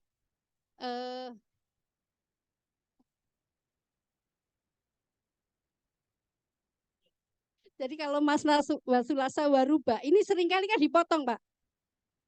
Dan nikah, kuwi nikah kudu wanu nek ora wani loro ya telu, nek ora wani telu malah dibalik. Satunya ini kan nggak pernah disebut.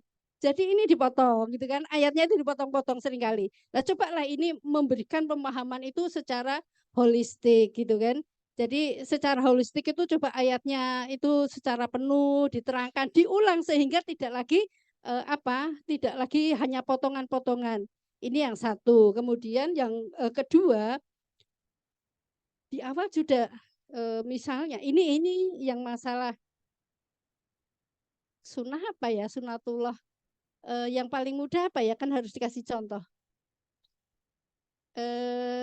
Apa Pak yang sunatullah bisa dicontohkan?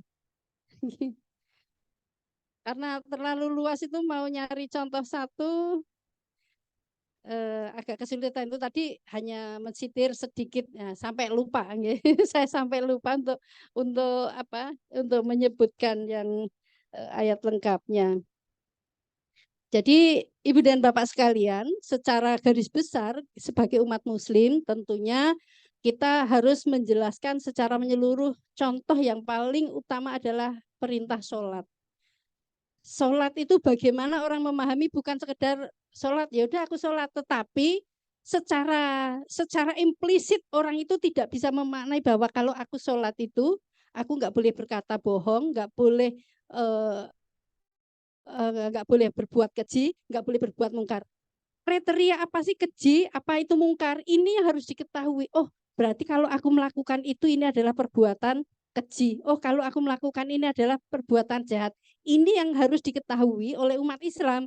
Sehingga ketika umat Islam sholat, ya bertutur katanya mestinya baik, ya dia tidak pernah berbohong, kan gitu indikatornya. Nah, bagaimana ini menjelaskan umat Islam itu seperti itu. Kemudian bagaimana umat Islam ini secara individu, bagaimana indikator umat Islam yang melaksanakan sholat itu baik kepada yang bukan Islam. Karena di situ sudah dijelaskan bagaimana toleransi yang disampaikan oleh Rasulullah ketika misalnya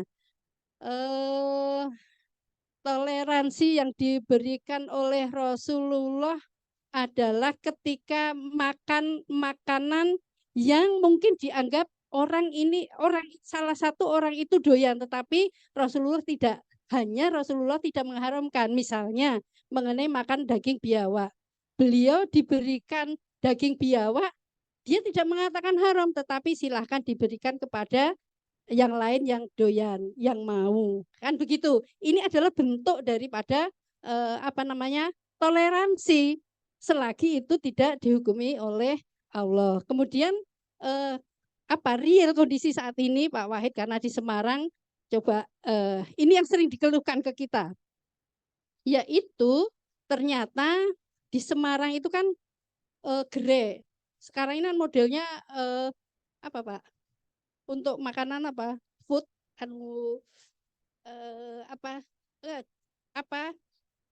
iya, makanan, orang jual makanan ini dikelompokkan gitu ya. Apa namanya? Food court. Tetapi food court itu yang di mal-mal. Nah, ini yang di jalan-jalan kan ada. Oh, ini orang jualan disentralkan.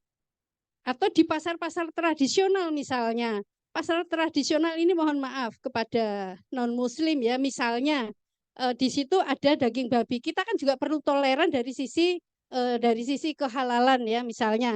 Ini di ujung sana orang jualan daging sapi. Kemudian di sini ada daging kuda. Sebetulnya yang berjualan daging babi sudah di sana di ujung kanan saya.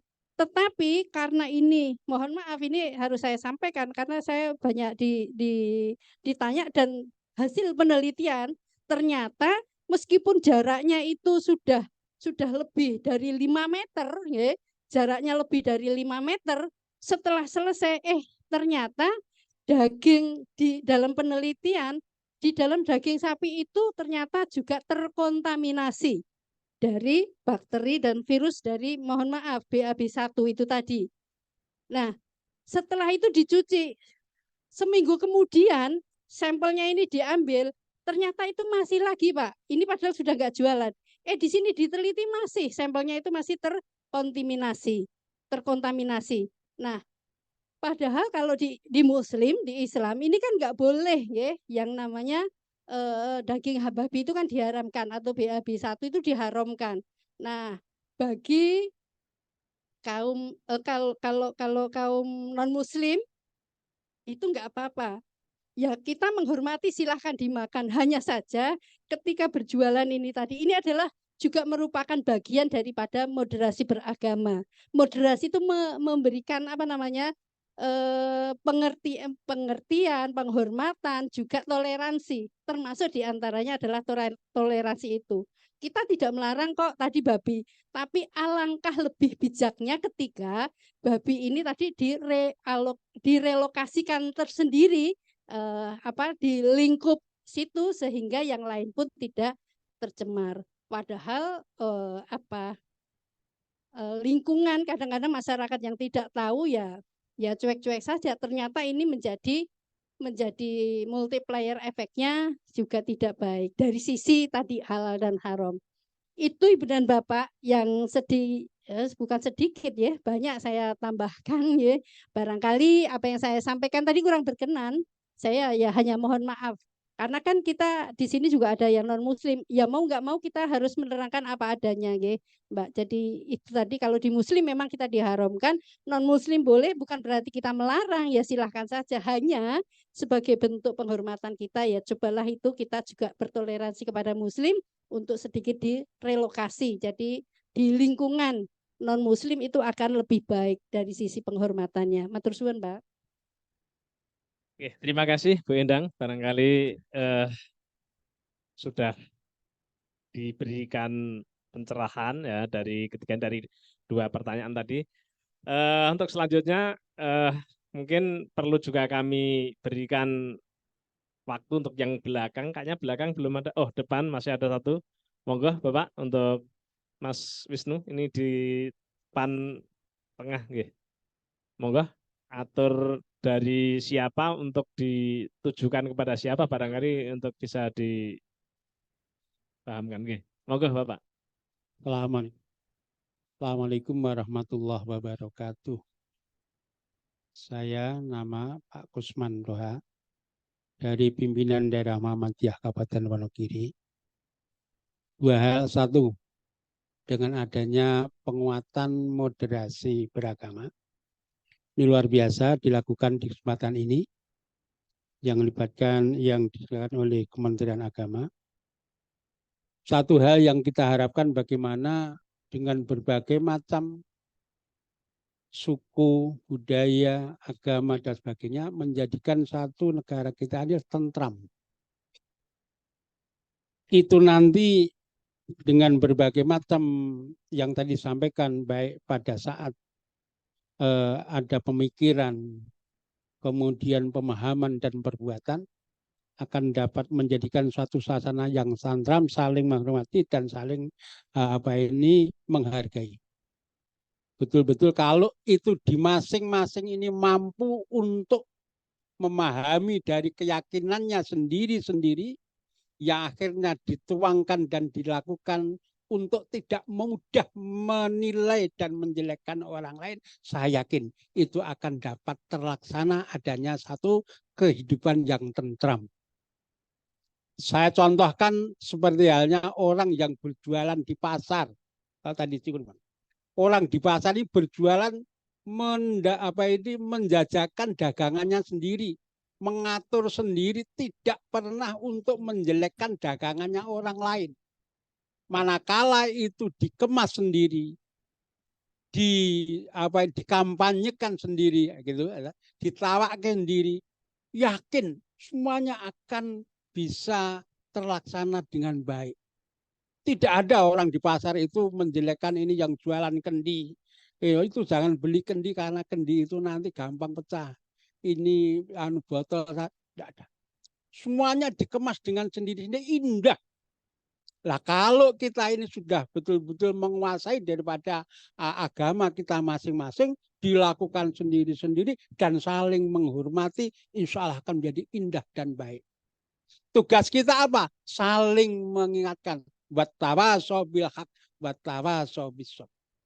Jadi itulah pentingnya untuk kita memahami, jadi penguatan daripada modernisasi beragama.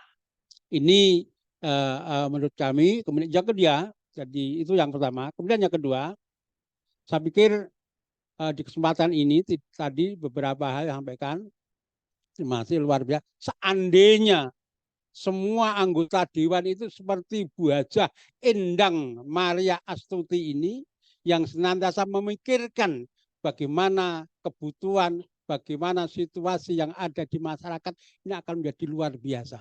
Cuma sayangnya di ruangan ini ya hanya Bu Endang. Ya. Berbagai macam upaya telah dilakukan.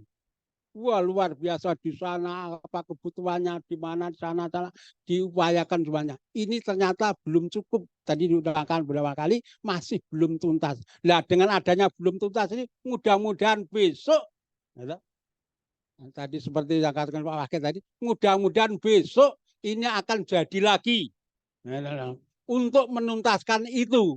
Nah, itu jadi manakala ya dia didukung kan begitu. Ini orang kampanye loh. Nah, ini dalam rangka ini. Jadi indah luar biasa. Manakala betul-betul seandainya seluruh dewan itu memikirkan indah betul. Jadi sesuai dengan apa yang disampaikan, inilah tugas-tugas seorang anggota dewan, memikirkan daripada dua hal itu saja. Terima kasih Nyun Ngapunten. Assalamualaikum warahmatullahi wabarakatuh. Mas Wisnu, tolong belakang ya untuk di mic-nya nggih. Enggak.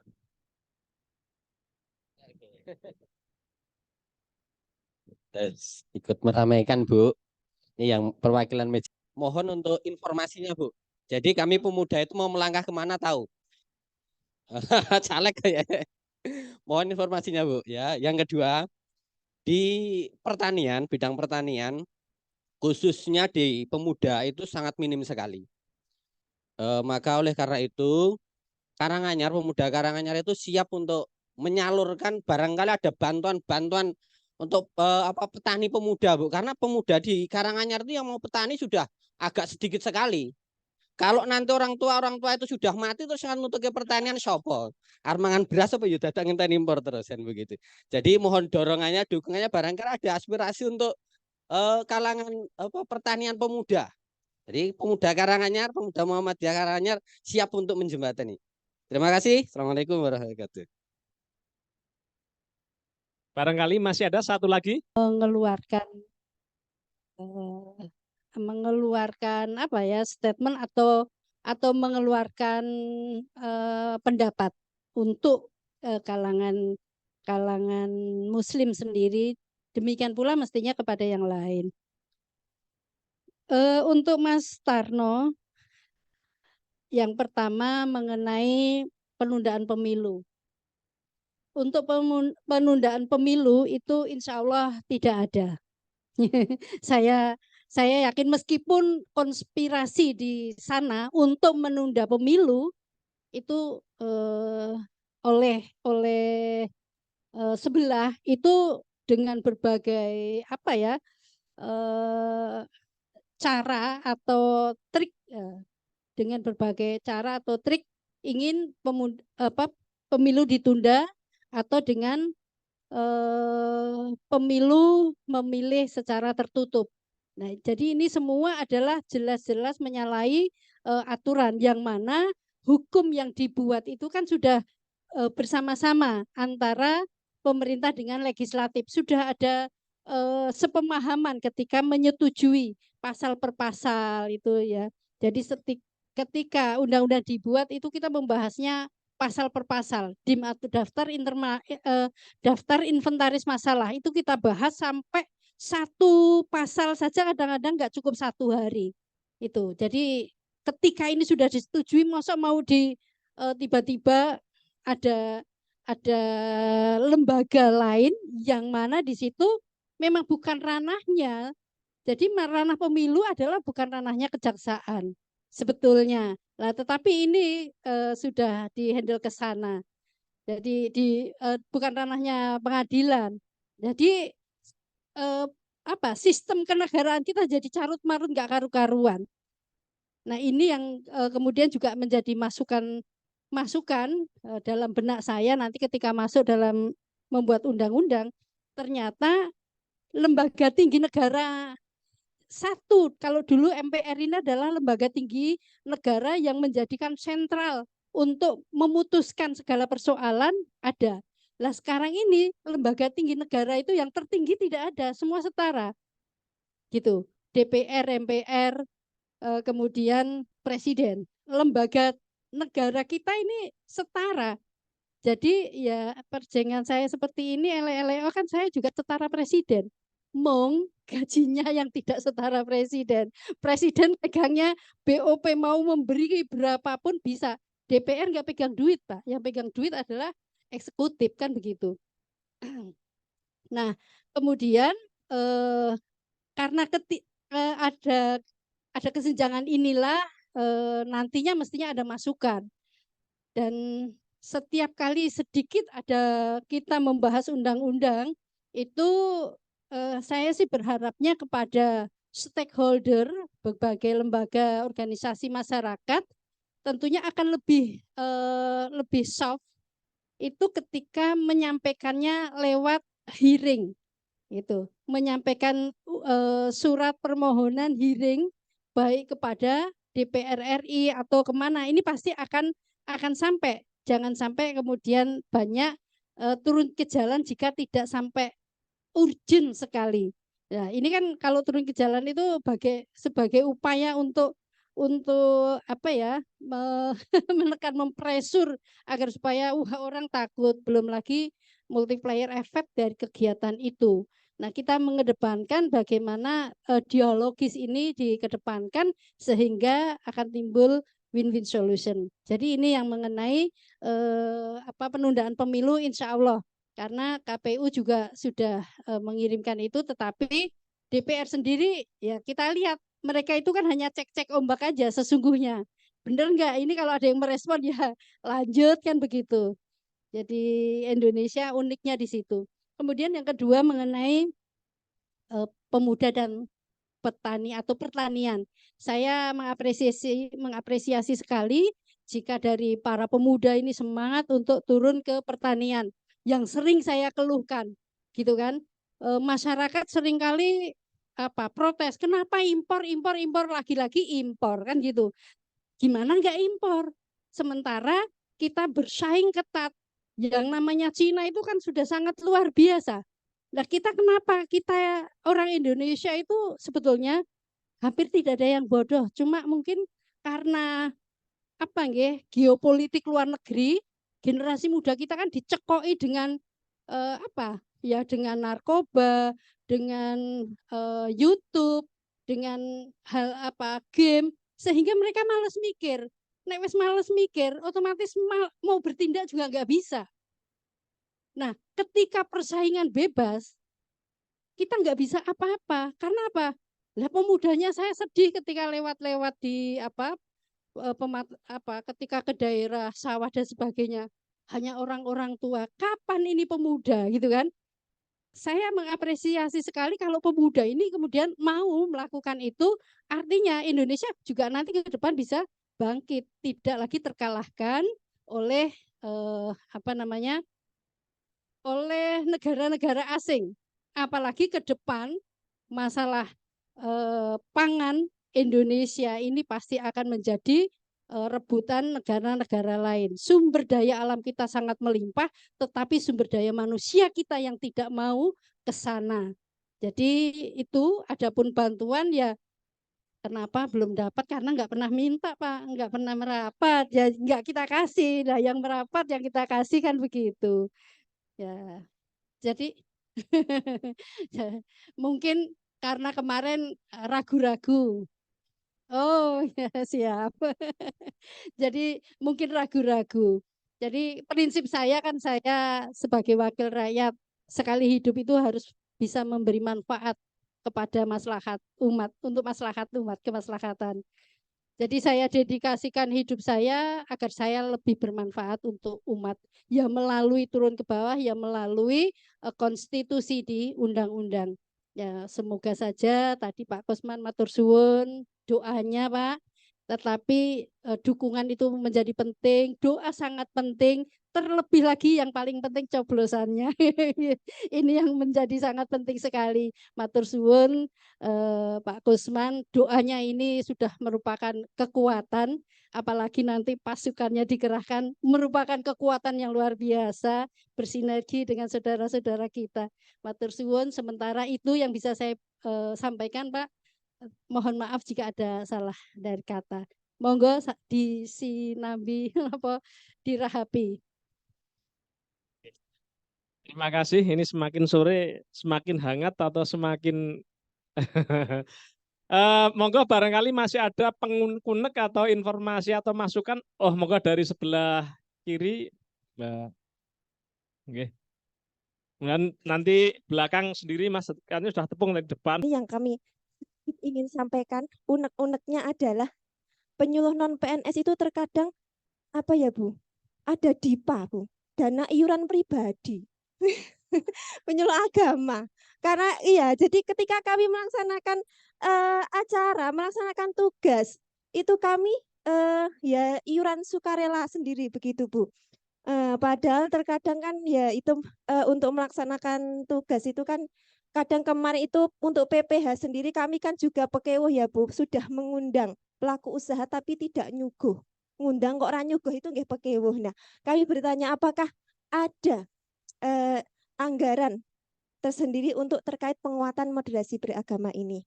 Dan kemudian ya anggaran operasionalnya dan kemudian juga mumpung Ibu di sini kami ingin bertanya dan karena ya dan Pak Kabak juga ada di sini kami ingin bertanya bagaimana dengan kesejahteraan penyuluh selanjutnya Bapak.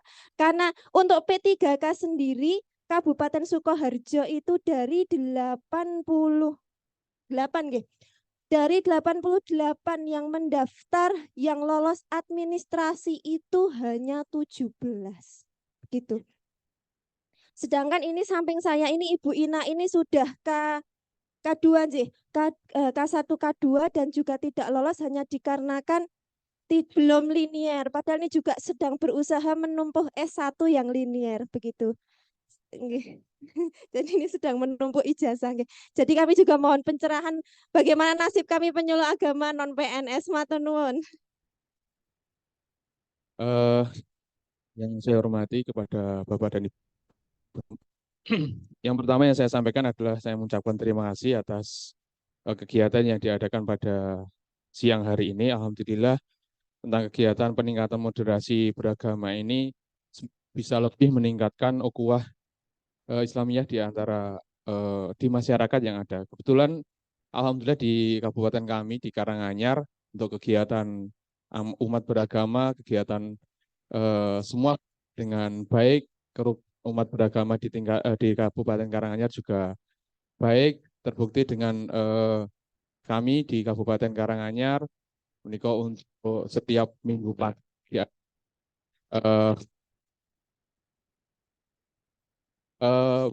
bergantian dari berbagai ormas yang ada, ormas Islam yang ada di Kabupaten Karanganyar. Kemudian untuk FKUB yang ada di Kabupaten Karanganyar juga berjalan dengan baik.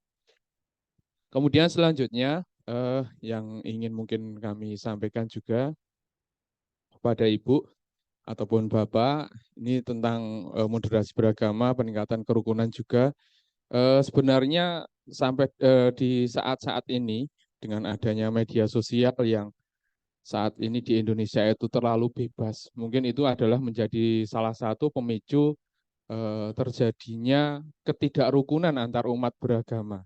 Nah, ini bagaimana cara mengatasi ataupun membentengi masyarakat dari info-info hoax yang ada di media sosial, karena kami melihat seringkali banyak informasi hoax yang beredar di masyarakat, karena saat ini saya yakin semuanya sudah pegang gadget, pegang laptop dan lain sebagainya, sehingga cepat sekali informasi itu tersebar. Nah, ini kan yang seringkali malah mungkin memicu terjadinya ketidakrukunan adalah adanya hoax di masyarakat ini. Bagaimana cara untuk mengatasinya mungkin nanti bisa disampaikan agar tidak terjadi ketidakrukunan.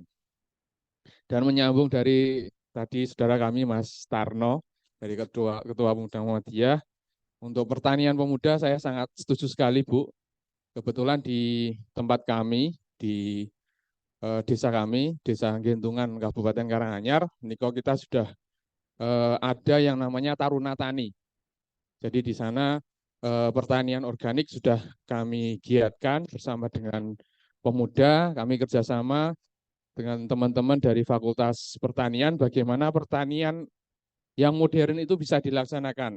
Seperti kemarin ada pelatihan penyemprotan di lapangan dengan menggunakan drone dan lain sebagainya, kemudian mengajari masyarakat bertani itu dengan aplikasi, sehingga ada perhitungannya.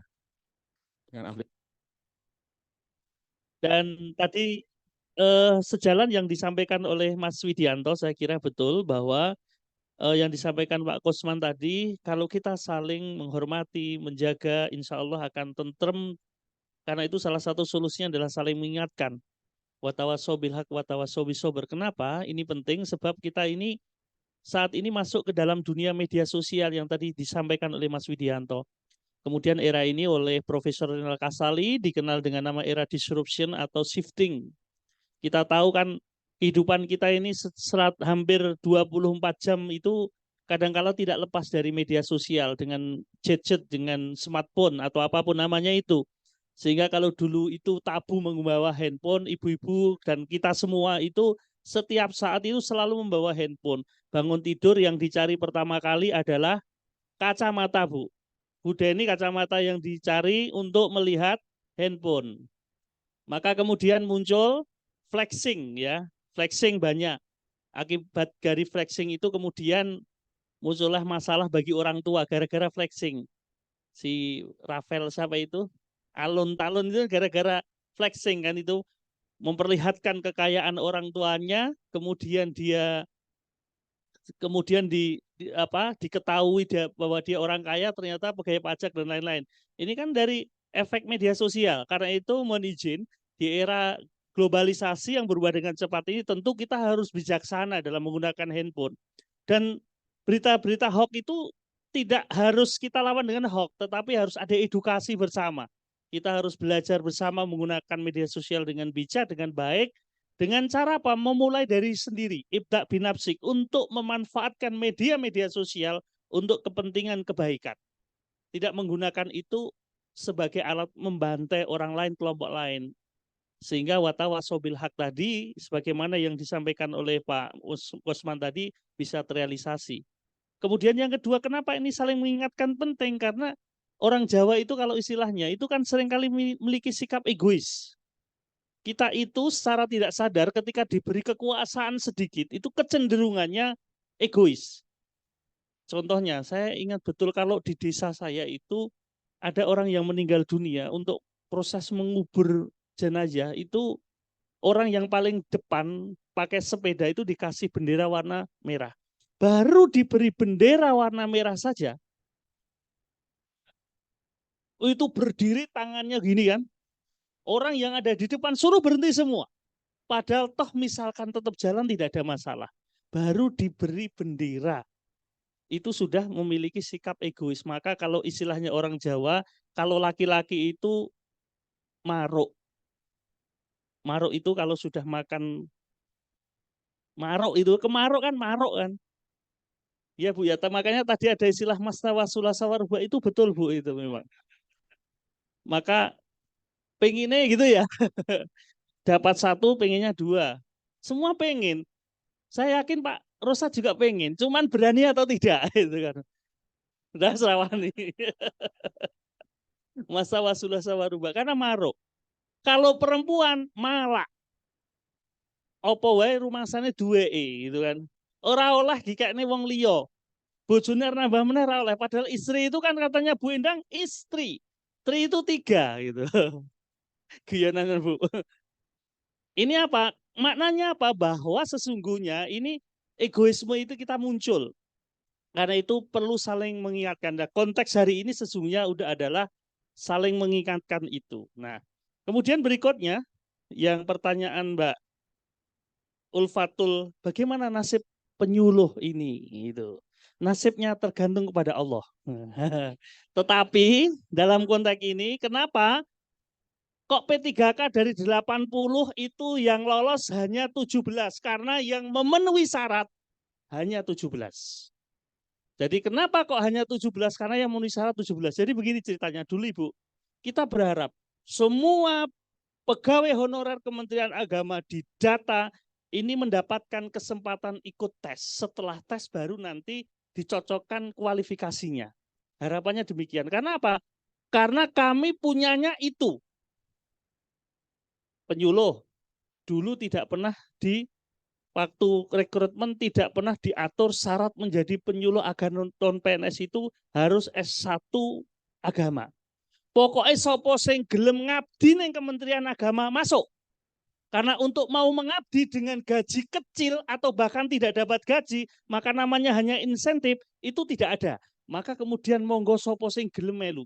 Begitu masuk ada ketentuan disuruh melakukan proses pendataan. Begitu pendataan kita seneng Mbak waktu itu. Wah sudah didata. Berarti semua yang menjadi tenaga honorer Kementerian Agama akan diikutsertakan tes dan diangkat menjadi P3K. Ekspektasi kami semua seluruh Indonesia demikian, Bu. Tetapi Menpan RB tidak seperti itu.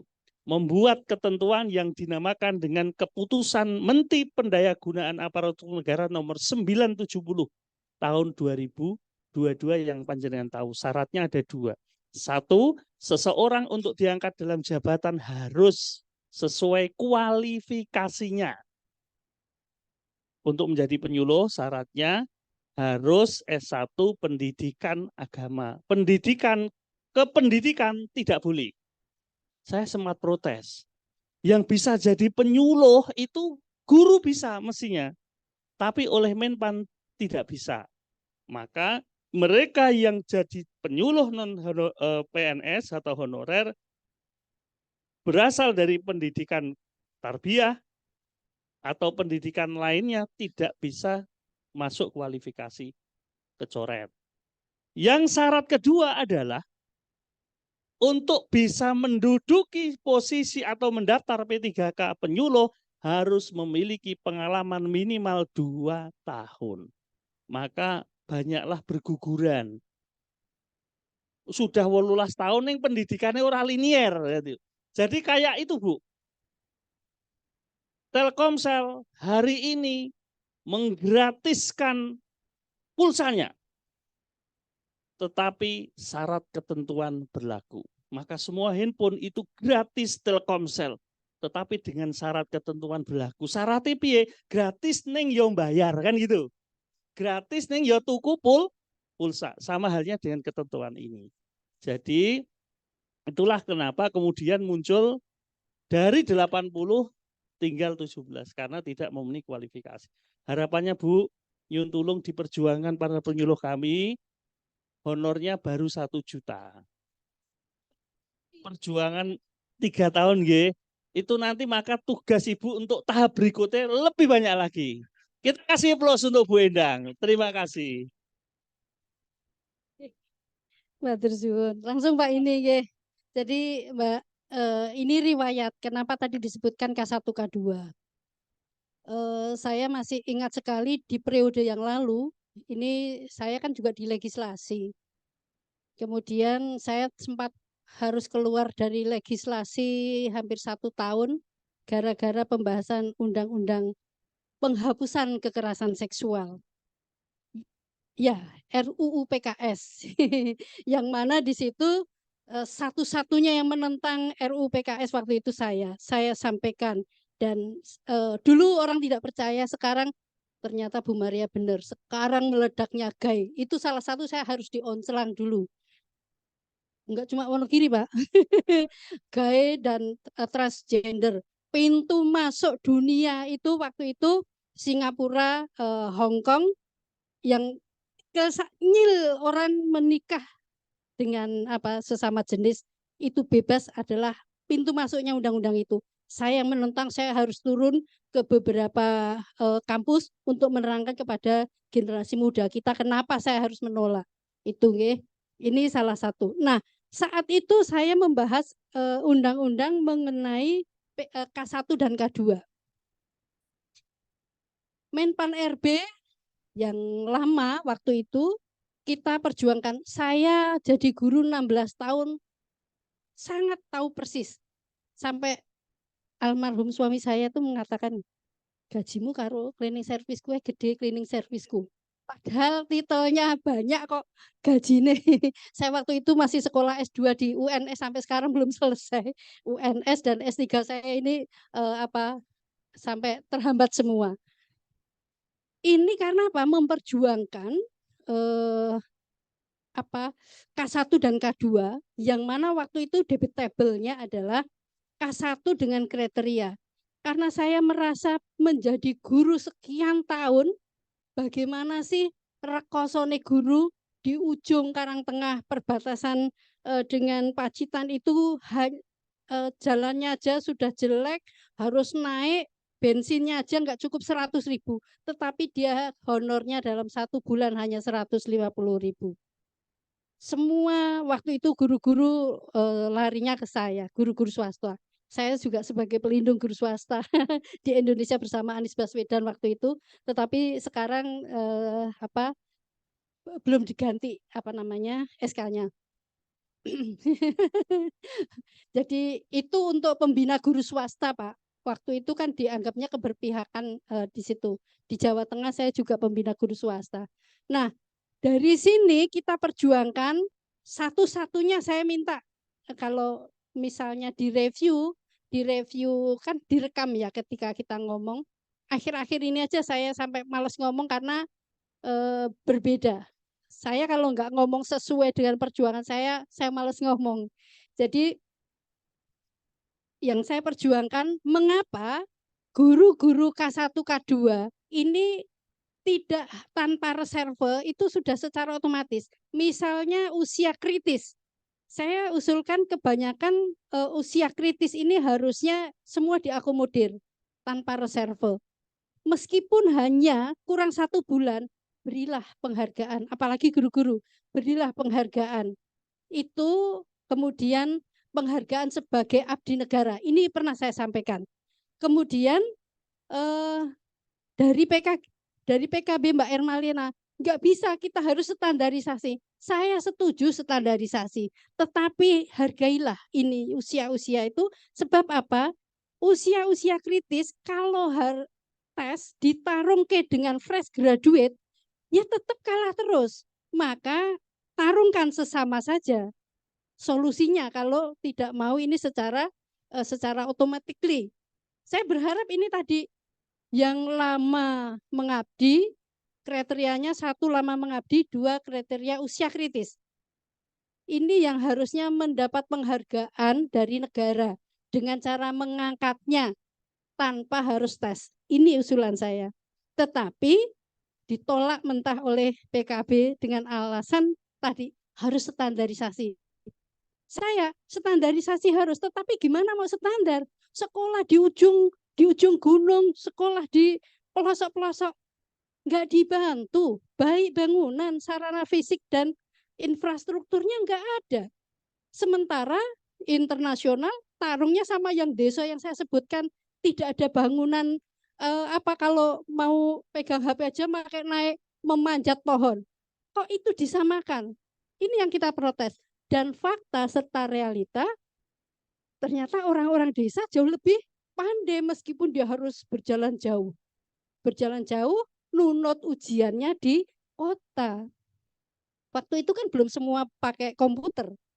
Nah, disinilah kemudian mungkin dari komisi yang lain akhirnya genjot untuk itu tadi sinyal di daerah-daerah dengan BTS itu tadi. Akhirnya bisa lancar semua.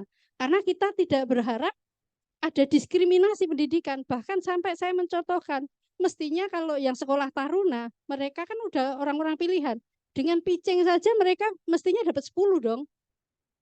Kan gitu. Kalau untuk ujian nasional, ini yang mengenai tadi yang K1, K2. Okay. Dan ternyata setelah itu Menpan RB sampai ganti menteri tidak mau lagi datang. Sampai ganti menteri baru K1 dan K2 saya tadi sempat lengser sehingga pembahasan tidak mengerti kelanjutannya gara-gara itu tadi. Jadi tiba-tiba pilihannya adalah P3K. Dan ketika P3K kita sudah sampaikan kepada Kemenag, Kementerian Agama. Sebelumnya kita sudah perjuangkan honor, Mbak. Kalau di angka 1,5 juta, memang APBN kita nggak memadai. Tadi saya sampaikan, tusi agama itu hanya sekitar 15 triliun untuk berapa agama dan kepercayaan. Belum itu untuk menggaji mereka juga. Kita berharap dari PNPB, penerimaan bukan pajak dari orang-orang yang menikah, ya Pak. Yang menikah ke KUA itu kan masuk ke situ. Bisa nggak ini untuk menyuplai sana? BLU-nya juga nggak nyanda. Jadi kita usulkannya sudahlah. Kasihan, itu penjara masih beruntung dapat 1 juta. Kita usulkan dari 600 menjadi 1 juta. Okay. Tetapi yang guru-guru, Mbak, guru-guru ini sampai sekarang kadang-kadang insentifnya Pak Wahid yang masih disampaikan ke kita, karena saya setiap minggu turun, ternyata insentifnya itu apa? Nah, tidak cair setengah tahun masih lumayan. Di daerah lain itu 3 tahun. Akhirnya kita harus nego dengan Pak Menteri yang waktu itu Kementerian Agama ingin membangun UIII, gitu. Akhirnya kita menghadap kepada Pak Yusuf Kalla agar supaya tunjangan fungsional ini harus kita menyetujui anggaran pembangunan kalau tunjangan fungsional guru ini dicairkan. Akhirnya dicairkan 6,4 triliun, ternyata itu belum cukup. Setelah itu mandek lagi. Ini saya tahu karena 2 periode ini saya di Komisi 8. Komisi Air Mata. Bukan Komisi Mata Air, berbeda, Pak. Kalau komisi Air Mata, Komisi 8, sehingga orang-orang jarang yang mau ke situ karena ngurus itu. Dan kalau Komisi Mata Air itu kan infrastruktur jalan sekian kilo, wis genah ketok. Ini bedanya, Mbak. Kita lillahi ta'ala perjuangan untuk umat. Meskipun Komisi Air Mata, tetapi setidaknya ya mudah-mudahan menjadi berkah saya, sanggup matinya ya paling cuma itu aja. Gitu, Mbak. Jadi insya Allah kita sudah pernah hitung-hitungan, cuma memang anggaran belum bisa. Terlebih Kementerian Keuangan, Kemenkyu itu Kementerian Agama itu dibintangi anggarannya. Sehingga di awal tahun ini saja masih dibintangi, belum bisa cair. Yang berhubungan dengan bansos, kemaslahatan untuk orang BPJS. Ini orang bisa selak mati tapi sama Kemenkyu dibintangi. Iya. Ini saya juga nggak ngerti. Hasil kita sudah rapat sampai jam 2 malam, jam 1 malam. Ngotot-ngototan anggaran untuk masyarakat, tiba-tiba Menteri Keuangannya seperti itu. Sekarang terbukti, Ibu dan Bapak sekalian, ini setelah kita dialog dengan BPK, 40 bansos. Kemarin harusnya saya membantu rumah warga yang tidak mampu itu dibangun, itu kan ada 400. Ternyata Desember harusnya cair, di situ langsung dibintangi sama Kementerian Keuangan 44,4 triliun. Dan ketika dibintangi nggak bisa cair, uang ini akhirnya apa? Muter, Bapak dan Ibu, di atas sana muter. 1 hari uang muter itu bunganya enggak 1 triliun, itu bunganya 1 miliar. Bisa dibayangkan, ketika 3 bulan enggak cair, 1 triliun bunganya 1 miliar. Ya mungkin salah satunya yang sekarang jadi viral, ketangkep tadi yang diceritakan Pak Wahid, yang di TV. Ini adalah kotak Pandoranya baru terbuka sedikit. Jadi itu. Nah, kalau Ibu dan Bapak tahu, jadi doakan saja semoga para eksekutif, legislatif itu banyak yang amanah. Termasuk saya, semoga tetap amanah. Matur suwun, itu yang bisa saya sampaikan, karena kalau Pak siapa yang tadi Pak Widianto sudah dijawab, jadi tidak perlu saya jawab ulang. Matur suwun. Terima kasih sekali lagi, kita beri aplaus untuk Bapak Ibu narasumber, dan kiranya sudah cukup ilmu banyak yang kita serap sore hari ini. Semoga bermanfaat untuk kita semuanya. Terlebih lagi kepada beliau, semoga nanti tetap bisa diberikan amanah untuk memperjuangkan hak-hak kita dan hak-hak umat di wilayahnya, ya. Saya kira itu, Bapak Ibu, yang terakhir mungkin saya mencitir mengambil apa yang pernah disampaikan oleh Mbah Hasyim Muzadi terkait dengan masalah moderasi. Jadi ada satu kata beliau bahwa yang sudah sama itu jangan dibedakan, tetapi yang beda juga jangan disamakan, ya. Karena kalau beda itu tidak mungkin disamakan, kapanpun tidak mungkin bisa sama kalau beda itu. Tetapi dari perbedaan itu bisa disinergikan menjadi satu kekuatan. Terbukti Indonesia berbeda menjadi satu negara kesatuan Republik Indonesia yang hebat ini, insya Allah. Mungkin itu, Bapak Ibu yang kami hormati, saya yang menghantarkan dialog pada kesempatan siang sore ini. Banyak kata yang salah, kami mohon maaf. Mari kita akhiri dengan maca hamdalah bersama. Alhamdulillahirrahmanirrahim. Kami cukupkan. Wallahul muwaffiq. Assalamualaikum warahmatullahi wabarakatuh.